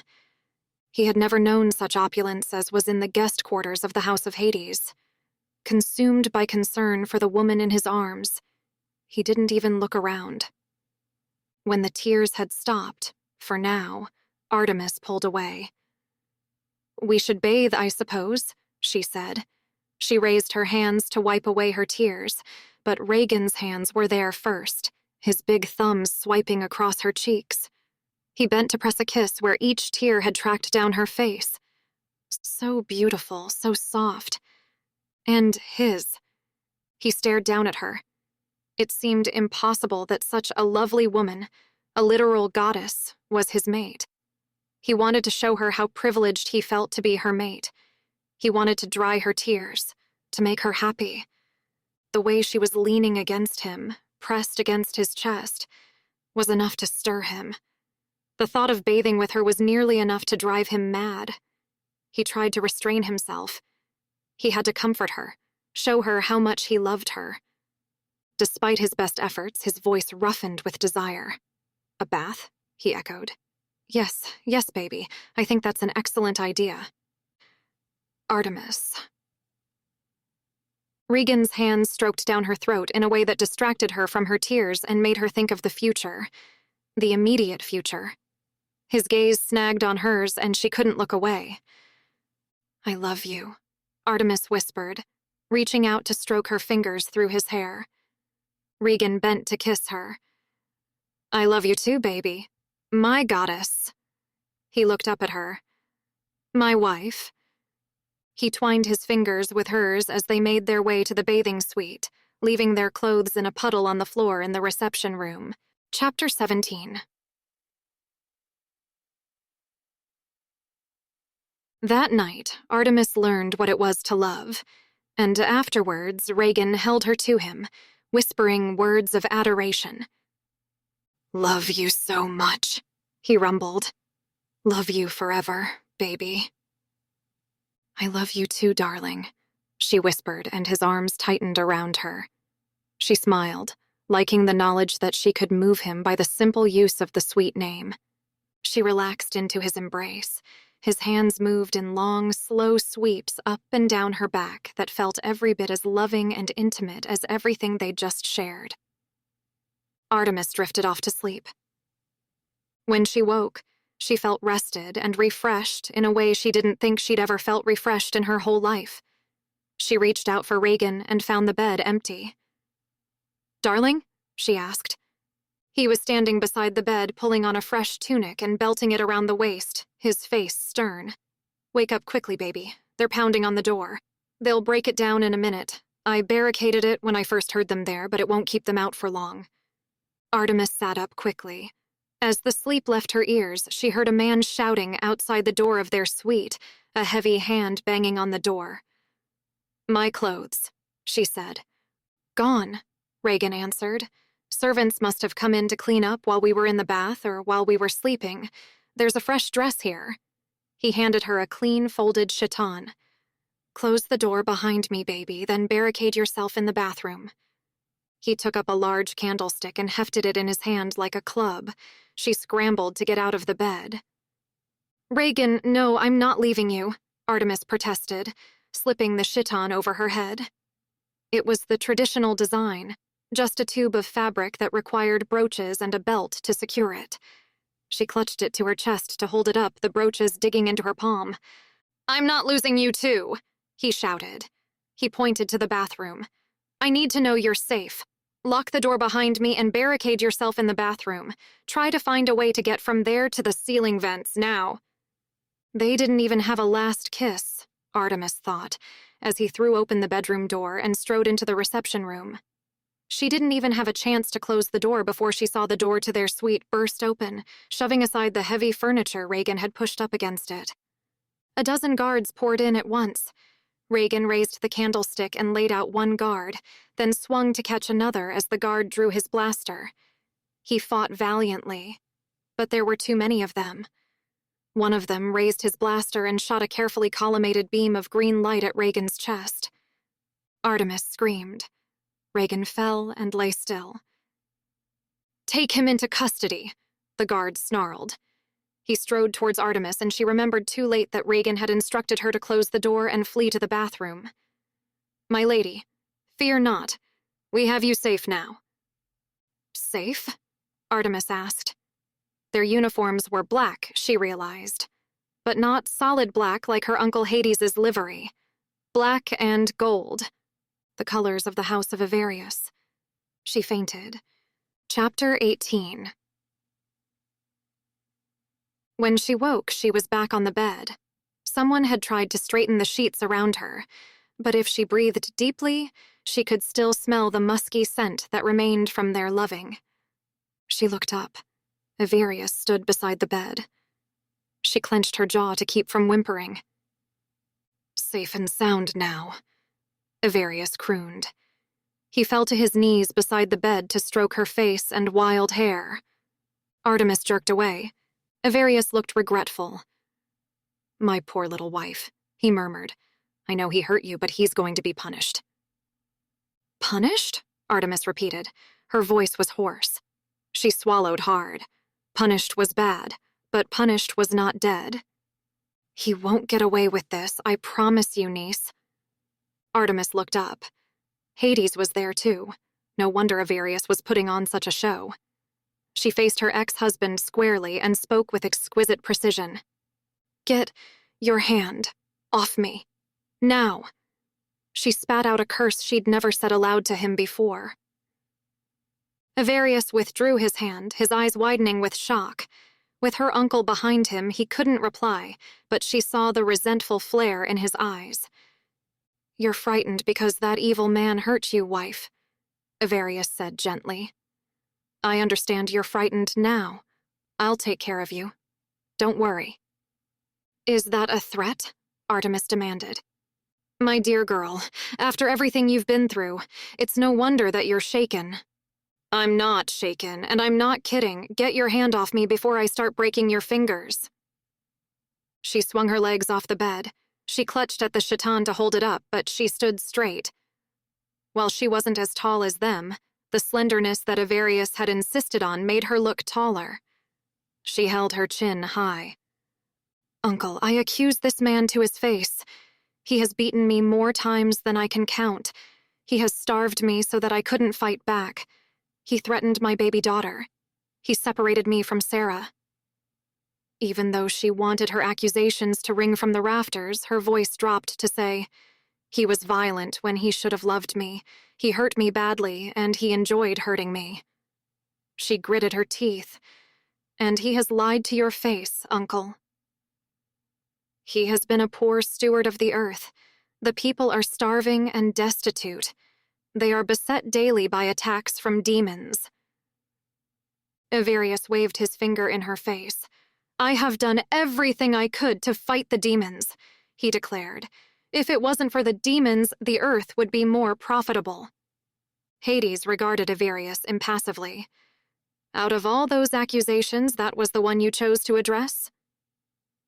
Avarius began to splutter. "It's all lies, Dreadlord. She lies. You can see that she's not well just by looking at her. Look how thin she has grown. She swears that she is starving when she refuses dish after dish from the finest chefs on the planet. She swears that I hurt her when I did everything a man could do to please her. She's sick." The accusing finger stabbed at his temple. "Sick, I tell you. And that slave who abducted her has just made it worse and filled her sick mind with evil fantasies." There was no expression whatsoever on Hades's face. "I would rather die than go back to Avarius," Artemis declared. "If I go back to him, I will die. He will have me killed. Uncle, you must believe me." "Only I can give her the care she needs," Avarius wheedled. "Speak to Reganus," Artemis pleaded. He'll tell you. He'll tell you about the chastity shield that this wicked man forced me to wear. Regan saved me. He protected me. He loved me. He'll tell you the other evil deeds this man has been perpetrating against children. Ask him, Uncle. Ask him how old the concubines are in the House of Women." "I don't run the House of Women," Avarius protested. "It can't be my fault if they do the wrong thing." Hades held out his hand for silence. "Niece, how do you explain the state of your clothes when you returned to my house?" Artemis looked at him dumbly. "What?" "The servants came in here to clean your clothes while you bathed." It wasn't until then that Artemis realized he was holding a bundle of coarse gray fabric in his hands, the dress she'd been given to wear in the House of Women. He unfolded it and displayed it to her. The blood stain at the hip and the ragged mark of the blaster in the back were clear to be seen. Artemis drew a steadying breath and tried not to let embarrassment overcome her courage. "He sent me to the House of Women," Artemis explained. "When I returned to him after removing the device that this monster insisted I wear, Regan came to rescue me. The only way I could escape was to pretend that my customer was too rough with me and I had to clean up. Regan cut his arm to make this blood. It didn't come from me. You'll still see the mark on his arm if you don't believe me." Hades kept his face impassive. "I am disappointed in you, niece." Avarius's face filled with jubilation. "O mighty, dread lord of the underworld, you see through her lies and you see what I have had to put up with these 4 years." "Yes," Hades said slowly. 4 years. He regarded her sadly. 4 years, Artemis. 4 years of living through such torture, and you never once came to me. Surely you must have known that if you had once told me what you were going through, I would have gladly killed him for you." Avarius's eyes went wide. "No!" he cried. "It's all lies, my lord. Lies!" But Hades was still speaking to Artemis, as though the Lord of the Earth was not sputtering protestations right beside him. "I assure you, my dear, we will keep him alive long enough for you to take retribution on this man." "No," Avarius cried again. He took a step away from Hades, his eyes darting back and forth between his ex-wife and the dread lord of the underworld. Hades didn't advance on him. He made a small gesture to his guards, who approached with measured steps. Avarius shot Artemis one last poisonous glance. You will pay for this, he gritted. The guards were approaching from behind him. Avarius pressed a button on the device on his wrist and disappeared. He can't do that, Hades burst out in surprise. He's just a human. It turns out, Uncle, that while the humans may not have the same powers that we have as gods, they are extraordinarily innovative. She clutched the dress tighter to her body. Please, Uncle, let me finish getting dressed, and then take me to my husband. I want to be sure that he is all right. He will be worried about me. I need to reassure him. Hades bowed and left her alone, giving her the privacy that she had requested. Artemis made a quick trip to the bathroom to clean herself up. As she finished her ablutions, she wondered if even now the miracle of new life was beginning inside her. Her hand drifted over her belly. Her pregnancy with Sarah hadn't been easy, but she'd known that from the day he found out that he would take her baby away from her. She'd been permitted to feed Sarah, but most of the baby's care had been attended by the slaves. A baby she could hold and love and cherish. A baby who would grow up knowing her and loving her. A child she would share with Regan, who would love the child as she did. Cassandra and Helenus would be with them. Cassandra would only have beautiful things to foresee in her future, and perhaps Artemis might finally hear Helenus speak. They would have a family together. She pinned her chiton together at the shoulders. At first, she thought the brooches were plain circles, but then she felt the texture on them and looked closer. They were patterned with the same marks as the full moon, one of the signs that had been hers when she was a girl in her father's house. She tied the golden belt around her waist and hurried out of the bathroom. When she opened the door to her suite, Hades wasn't there. Instead, there was a guard standing ready, his uniform the plain black of the Lord of the Underworld. He saluted when he saw her. "My lady, our dread lord has instructed me to take you to the dungeon so that you can free the prisoner. If you will accompany me, please." Artemis followed him closely, hoping to hurry him. He led her swiftly into a part of her uncle's domain that she had never seen. She had never had occasion to visit her uncle's dungeons before now. Hades had a reputation of being a terrifying god. Artemis didn't understand how he governed the underworld and the souls of the dead, but she knew that her uncle only spent a limited time in this plane of existence. His duty was to the dead, not the living. She had expected the dungeons to be dark, lit only by guttering candlelight, but this was the house of Hades, not a dwelling of the humans. The dungeons were well lit, with wide corridors that would easily allow whole troops of guards to come running if they were needed. The guards stopped at a door, indistinguishable from every other door except by a number that was painted on its surface. "Stand back as I open the door, my lady," the guard instructed. "Sometimes the prisoners rush the doors when we open them. It is best to be ready." Obediently, Artemis stood back as he opened the door, but she cried, "Regan, I'm here," just as the guard opened the door. She stepped around the doorway so that he could see her, and she saw that he was indeed in a crouch, thighs tensed, getting ready to rush the guard. The guard moved to one side to allow her to enter the cell. She hurried past him and went straight into Regan's arms. "Oh, sweetheart, sweetheart, you shouldn't be here. I told you to run. Didn't I tell you to run?" His voice was a rugged chant of despair in her ear. Artemis curled her hands around his shaggy head. "It's all right, darling. I have spoken to my uncle. He has banished Avarius from his house. He will speak with my father. Avarius will lose his position as the steward of the earth. If they ever manage to find him, he will be punished extensively." She ran her fingers through his hair and met his wondering gaze. "It's over, darling.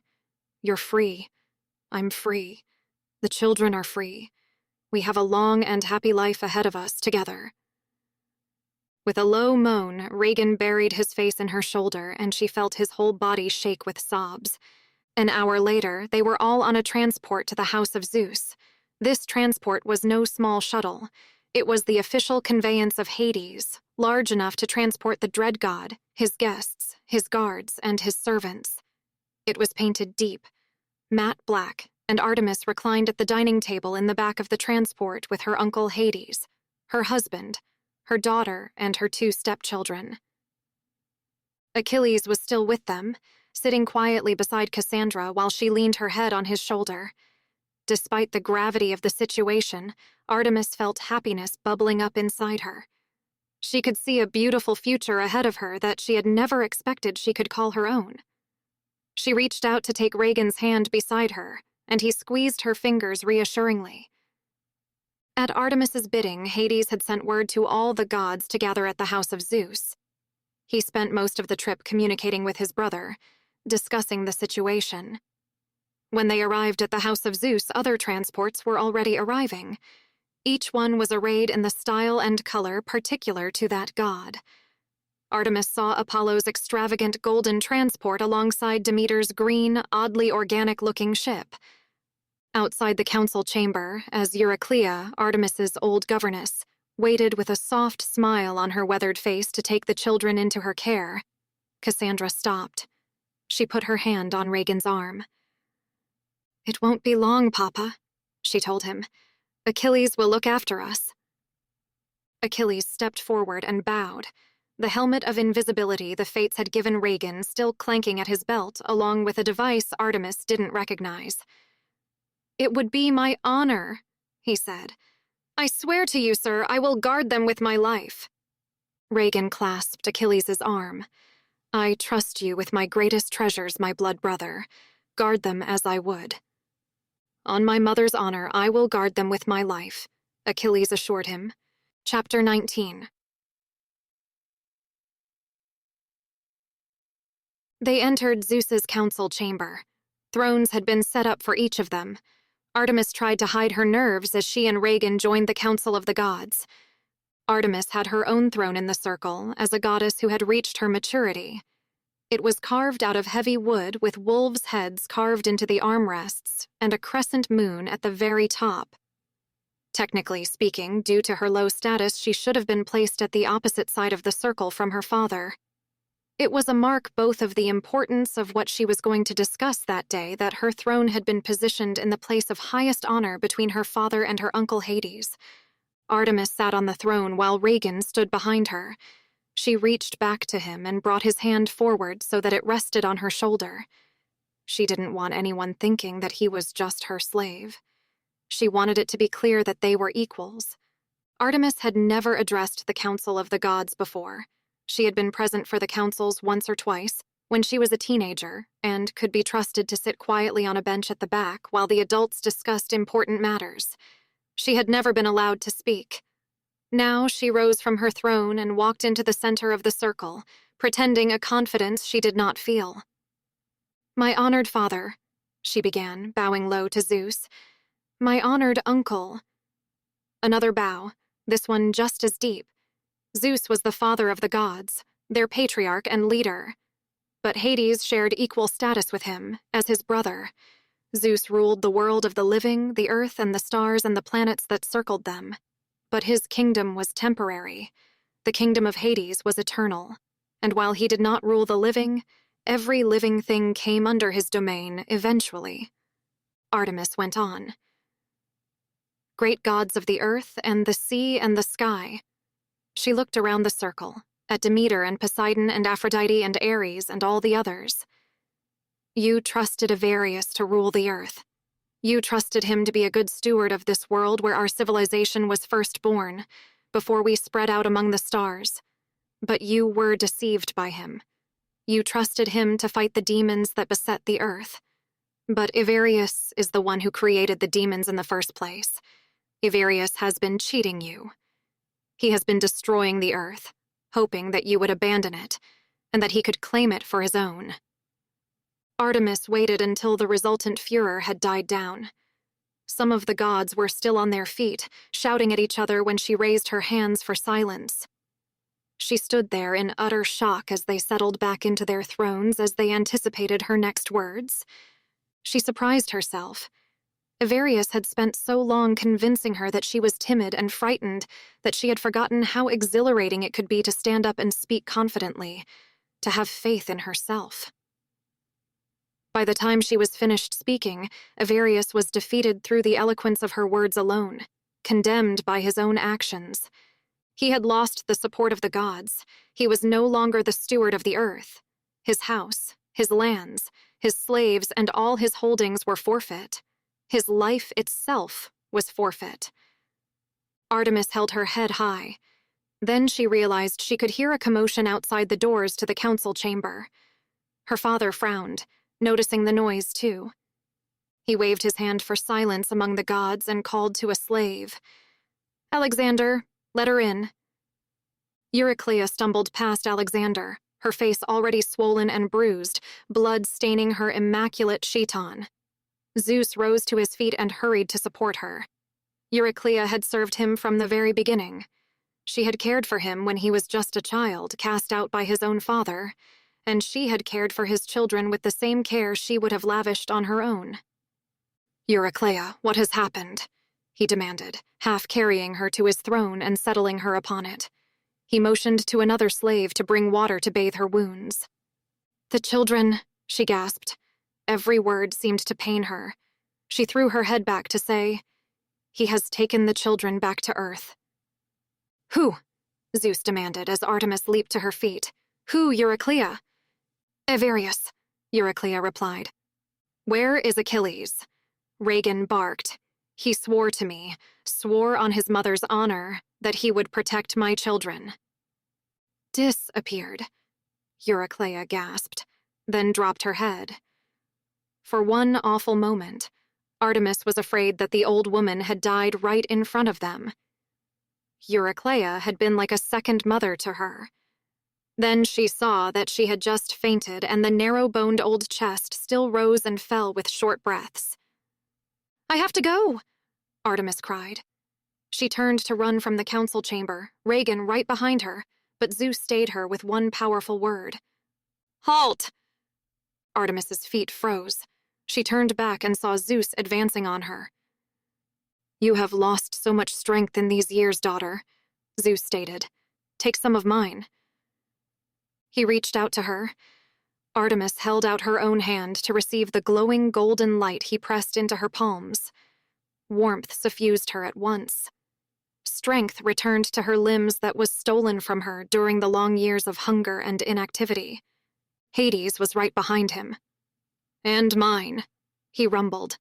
He pressed darkness into her hands, and she felt as old and powerful as the mountains. The other gods were behind them. Each one of them gave Artemis a gift, and each time she felt herself grow and strengthen. Nemesis, not even yet a woman and allowed into the council chamber merely as courtesy, was last.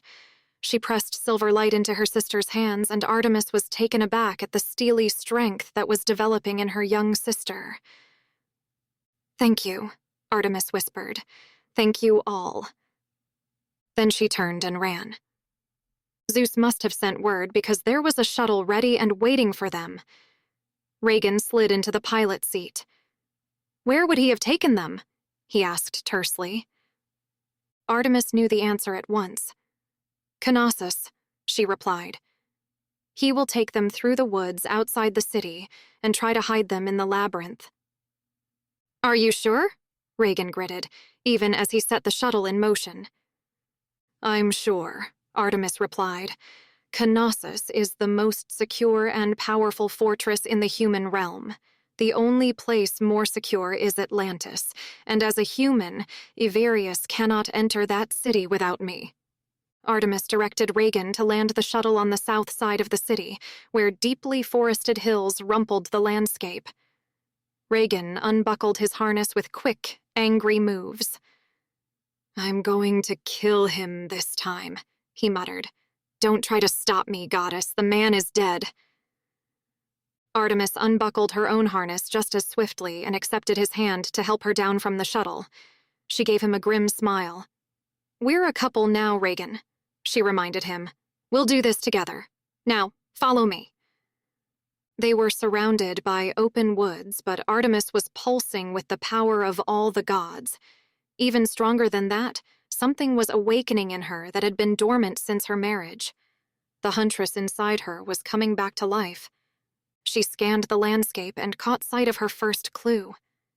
He must have landed in the city and brought them here on foot, she cried. The broken twigs on the trees, the pattern crushed into the leaf litter all spoke volumes to her. She took off at a run and felt like she had been reborn. This was what she'd been made for. This was who she was, this wild, fierce woman who raced over the earth, swift and astute, hunting her prey. She sped on, following the trail, Reagan right behind her. Chapter 20. Reagan. Reagan was in awe of the woman he followed.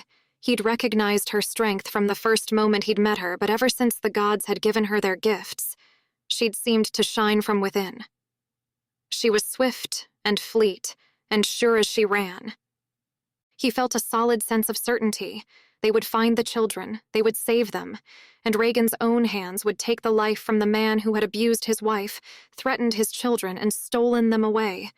He was going to end Averius. Artemis didn't even slow down when they left the forest and crossed a bare, rocky surface. She headed straight for the open mouth of a cave and led him straight down into the earth. After the sudden shock of sunlight on the rocky hilltop, the darkness of the cave was almost absolute. Artemis raised her hand, and a golden ball of light burst into life to hover above her. This wasn't a natural cave, Reagan realized as he followed her further and further into the dark. The aperture of the cave was ragged and natural, but once they were the length of a stadium into the tunnel, it smoothed out. The walls, floor, and roof were all even and easy to traverse. There were turns off the main hallway. It could no longer be described as a tunnel, marked with bas-reliefs of the gods at each turning point and extending into the dark. Suddenly, Reagan realized that the hallway was blocked. There was a shining veil crisscrossing the hallway, stretched from one side to the other like a net. Artemis didn't slow down, though. She waved her arm, and the glowing golden ball shot ahead of her like a missile from a slingshot. As it hit the shining net, the net disintegrated and they ran straight past. There were other nets, one a sweet cerulean blue and another woven of darkness itself. The golden ball of light destroyed them all. As they rounded a corner, Reagan skidded to a halt when he saw Averius's guard standing at the end of the next turn. Artemis sped on and he followed her. Reagan could have sworn that he heard the sound of dogs barking, could have sworn that he felt the rush as mighty hounds swept past him. The guards fired their blasters, the beams ruby red and set to kill. The beams speared right towards them. Reagan put forth a burst of speed, trying to overtake Artemis so he could throw his body in front of hers. But she was too swift. The ruby beams shot towards them, then vanished. Reagan swore that he could hear the invisible dogs swallowing the beams. There was the sound of many heavy animal feet padding swiftly along the hallway. The guards screamed and raised their arms as the invisible hounds set upon them. They were so quick about their work that the guards were already on the ground, dead or dying, by the time Artemis and Reagan ran past them. The hallway opened up on a large room, and finally Artemis slowed her swift steps to a measured, stalking stride. Reagan followed her. Averius was there, waiting for them. He held Cassandra. Sarah clung to Cassandra's leg. Baelor held Helenus. There was no sign of Achilles. Averius bared his teeth in a snarl that couldn't be called a smile. Gone was any trace of the handsome, urbane gentleman. All that remained was an animal. The monster he really was. Reagan's eyes went to Cassandra first. With her power of predicting the future, her attitude was always a sure guide to the outcome. If things seemed calm, but Cassandra was anxious, Reagan knew to be prepared for something to happen. The day they'd been separated the first time, she'd had a panic attack so severe, Reagan had been worried that she would die. She was only 5 years old at that time. And then, just a month ago, when troops had spotted the children on a rare trip down the mountain into the town to gather supplies, Cassandra had sat beside him in the wagon, her tiny hands gripping the edges of the bench so hard it was a wonder it didn't crack. Cassandra showed no signs of fear. She waited patiently in Averius's grip for whatever was going to happen next. Helenus was quiet. but he'd been quiet ever since Achilles took him from the mine. As far as Regan knew, Helenus hadn't spoken a single word out loud since the rescue. Regan ached to embrace the boy, to reassure him that it was going to be all right. Soon, he reminded himself. Soon. Cassandra looked right at Regan, her eyes meeting his as if she was trying to transmit a message of reassurance. "Let her go," he said. Avarius ignored him, his eyes on Artemis. "You brought this on yourself, wife," Avarius snarled. "After you've been so very wicked, it's my duty to punish you, to show you the error of your ways." "What do you want with them?" Artemis asked. "You never cared about children. You never cared about anything but yourself." "I care about what's mine. I was just going to take my own child at first because I promised her to Baelor, and I'm a man who keeps his promises. But then, this one insisted on joining us and the boy just kind of tagged along. This girl, who was very helpful, by the way, informed me that she's going to be your stepdaughter or some such nonsense. And then I thought, my stupid wife is driven by her emotions. She'll come racing after them all." Regan's heart skipped a beat as Avarius let go of Cassandra and shoved her so hard she took 3 stumbling steps and began to fall. Regan reached for her as if to catch her, as he'd caught her 1,000 times when her little toddling feet went too fast for her, or she'd overbalanced. This time, he was too far away from her. She didn't hit the floor. She landed a few inches above it. Regan could see the imprint of a huge hand on Cassandra's dress, as if she'd been caught by someone invisible. "What?" Avarius asked dumbly, stalling in the very action of reaching for Sarah. Regan heard Cassandra whisper, "Run to Mama, Sarah." Sarah ran for Artemis, holding her hands outstretched. And then things happened very quickly. Avarius grabbed for Sarah, but the little girl was too quick for him. A blast of red light shot towards the man holding Helenus, and the boy was free. Achilles appeared, crouched on the floor, one arm holding Cassandra, the other holding a blaster, outstretched towards Helenus. He rose, holstering the blaster and lifting Cassandra to her feet. She stayed in the crook of his arm. He reached out for Helenus, then turned to look at Regan. "I'm so sorry," he rasped, his eyes filled with deep regret. The guards around them were already closing in, drawing their blasters. Avarius drew his sword with a steely rasp as it left the sheath. Cassandra's eyes met Regan's again. She still looked calm. "I love you, Papa," she said. "It's the only way out. You'll see us again soon, I promise." Achilles reached around Cassandra's slight form and pressed the device on his belt that Artemis had noticed earlier when they were outside the council chamber. The first shot sped towards them, but a circle of blue light 10 feet tall and wide appeared in front of Achilles and swallowed it. The massive soldier's arms tightened around Cassandra and Helenus. He gripped them so tightly he lifted their feet off the floor and stepped into the circle of light, carrying them with him. The light vanished. Achilles, Cassandra, and Helenus were gone. Regan felt like the bottom had dropped out of his world. Artemis was the first to react. "No!" she screamed, and it rang from the high ceiling and echoed from the walls. She raised her hands, and the sound of barking dogs filled the room with a deafening din. Regan hardly heard the guards screaming as the hounds devoured them. He hardly noticed Avarius pressing a button on his wrist device and disappearing even as Artemis rushed towards her ex-husband, her hands extended to wrap around his throat. He hardly noticed the silence when it was over, and he, Artemis, and Sarah were the only ones left alive. All he knew was that his children were gone. He noticed Sarah clinging to his leg, though. He looked down at her, still half dazed with grief. She was crying. She was only a little girl, he thought. Just a little girl.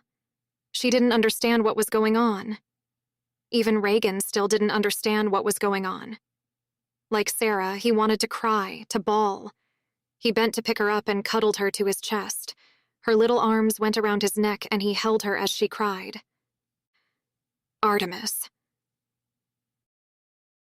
Regan was still reeling when they returned to the house of Zeus.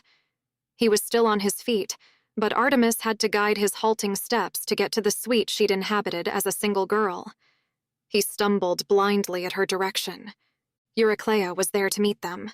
Her injuries were healed, and she was again more hale and hearty than any other woman of her advanced age. She held out her arms for Sarah, but Regan refused to let her go. Eurycleia's worried gaze shifted to Artemis. "The others?" she whispered. Artemis shook her head dumbly. How could she possibly explain what had happened in the labyrinth beneath Knossos? But she had to say something, or Eurycleia would think they'd been killed. "They're alive," she said awkwardly. Eurycleia swallowed visibly. She'd seen a lot of the world from her days in the House of Kronos. She knew that very often just being alive wasn't enough. "Come with me," she invited, her old voice soft as chalk. "The Master has prepared a room for the little one." The House of Zeus, the very ship itself, formed itself according to his will. A new door had appeared in the suite where there hadn't been a door before. Beyond it was another smaller suite, including a playroom, a nursery, and a room for Eurycleia to stay nearby. Artemis remembered inhabiting a similar suite when she was very small. Indeed, as she looked around, she recognized some toys and other items in the room from when she was a little girl herself. Eurycleia led them to the little cot and turned down the bedding. "Sir, it's time for the little one to sleep now," she said. "Let's put her into the bed and see her settled for the night. You and your wife need your rest too, you know." Her kind old eyes settled on Artemis. "You look very tired, my lady." Artemis hadn't even let herself feel it until that moment. She felt like she'd settled lower onto the floor. She'd run for miles this afternoon when she'd barely done more than pace across her bedroom for the last 4 years. Regan turned to look at Artemis and seemed to see her for the first time. "Of course," he said. He bent and laid Sarah tenderly in the crib, adjusting her bedding and tucking it in tightly. "There we are now, little one," he crooned. "Bedtime for little girls now." She looked up at him with bright green eyes. "Time to sleep, baby girl. Are you going to be a good girl and go to sleep for Papa?" He stroked the round little cheek. Obediently, Sarah's eyes closed. "I'll stay with her," Eurycleia offered. "You two get some rest." Regan nodded and put his arm around Artemis as they went into her suite, their suite now. He was quiet, but he seemed to have lost that terrible blankness that had overcome him. He let Artemis undress him and herself and followed her as she walked down the steps into the large, steaming bathing pool. She sat beside him on the marble bench that ran under the water's surface and washed gently at his shoulders and chest with a soft cloth. She didn't just want to wash away the physical grime, she wanted to wash away the agony he had gone through, and would continue to go through. The grief of the loss of a child doesn't end. It just changes. "Cassandra wasn't upset," Regan said eventually. "Hmm?" Artemis asked. She was behind him now, washing his back. "Cassandra, she wasn't upset." He was silent a moment.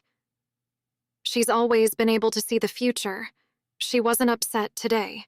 She took to Achilles like she'd known him all her life, like she knew that he'd look after her." "He was a good friend to you, wasn't he?"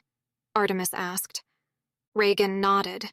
She stroked the back of his neck as he made the movement. "My best friend. My blood brother. I've never known a more honorable man. Cassandra said I'll see her again soon. She knew this was going to happen." He twisted around to look at Artemis. She must have seen what was going to happen. And what happens next? She wasn't upset. She must have known that we'll be reunited. She believed it. She's never been wrong. A nerve ticked in his jaw. Artemis stroked it, feeling the rough bristle of stubble on his cheek. She wasn't upset. She knew that we'll see each other again. She knew that it's going to be okay. His mouth spasmed and he tried to restrain it. "Artemis," he whispered, "tell me it's going to be okay." "Oh, darling," she crooned, floating towards him and wrapping her arms around his slick shoulders and laying her head against his throat. It's going to be okay, Reagan. Cassandra's never wrong. Achilles is your best friend. He's a brave warrior and an honorable man, resourceful and clever. One day soon we'll see them again. Oh, goddess. Reagan groaned and buried his head against her. Finally, she felt him start to weep. She held him close, loving him with every stroke of her hands, and pondered everything that had happened. They went to bed and slept tangled in each other's arms. Held close by the man who loved her, Artemis dreamed of Cassandra. They were standing in a field of flowers beneath a blue, blue sky. You'll find us again, the young girl promised. Please tell him that I know this to be true. Achilles will protect us and care for us until we are reunited. You and Papa will be successful in protecting the Earth. She smiled gently. You will have another baby. I will meet her one day. I'll see Sarah again, too. She's going to be my best friend when we both grow up. She's going to be extraordinary. Artemis tried to speak, but found that her words made no sound. Cassandra shook her head. I'm sending this from very far away. You can hear me, but I can't hear you. Have faith, my dear second mother, and have patience. I can see it all so clearly now.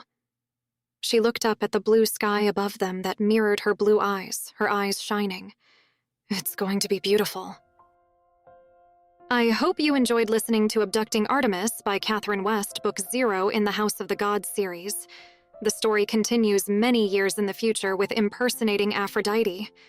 Fated mates, forbidden desires, and a perilous masquerade intertwine in a galaxy governed by tyrannical gods.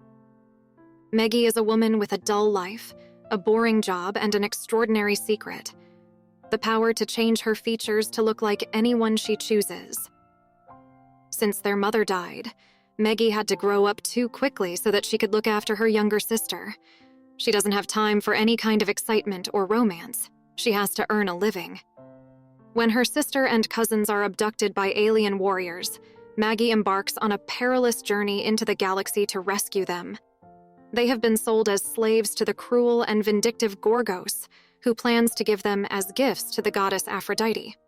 Accompanied by Brav, guardian warrior, and her fated mate, Meggie decides to impersonate Aphrodite herself to save her family as Brav poses as her faithful slave. But impersonating the goddess of love is a demanding deception. If Gorgos discovers the truth, he will exact a terrifying revenge. As Meggie and Brav are forced to become more and more intimate, Meggie must confront her own fears, even as secrets from Brav's past threaten to expose them. Meggie's secret abilities are tested to the limit. Can she save her family in a treacherous intrigue where one wrong step could cost her everything, including her heart? Prepare to be captivated and thrilled by this steamy science fiction romance series where powerful women and their fated mates traverse a dark and dangerous galaxy, together.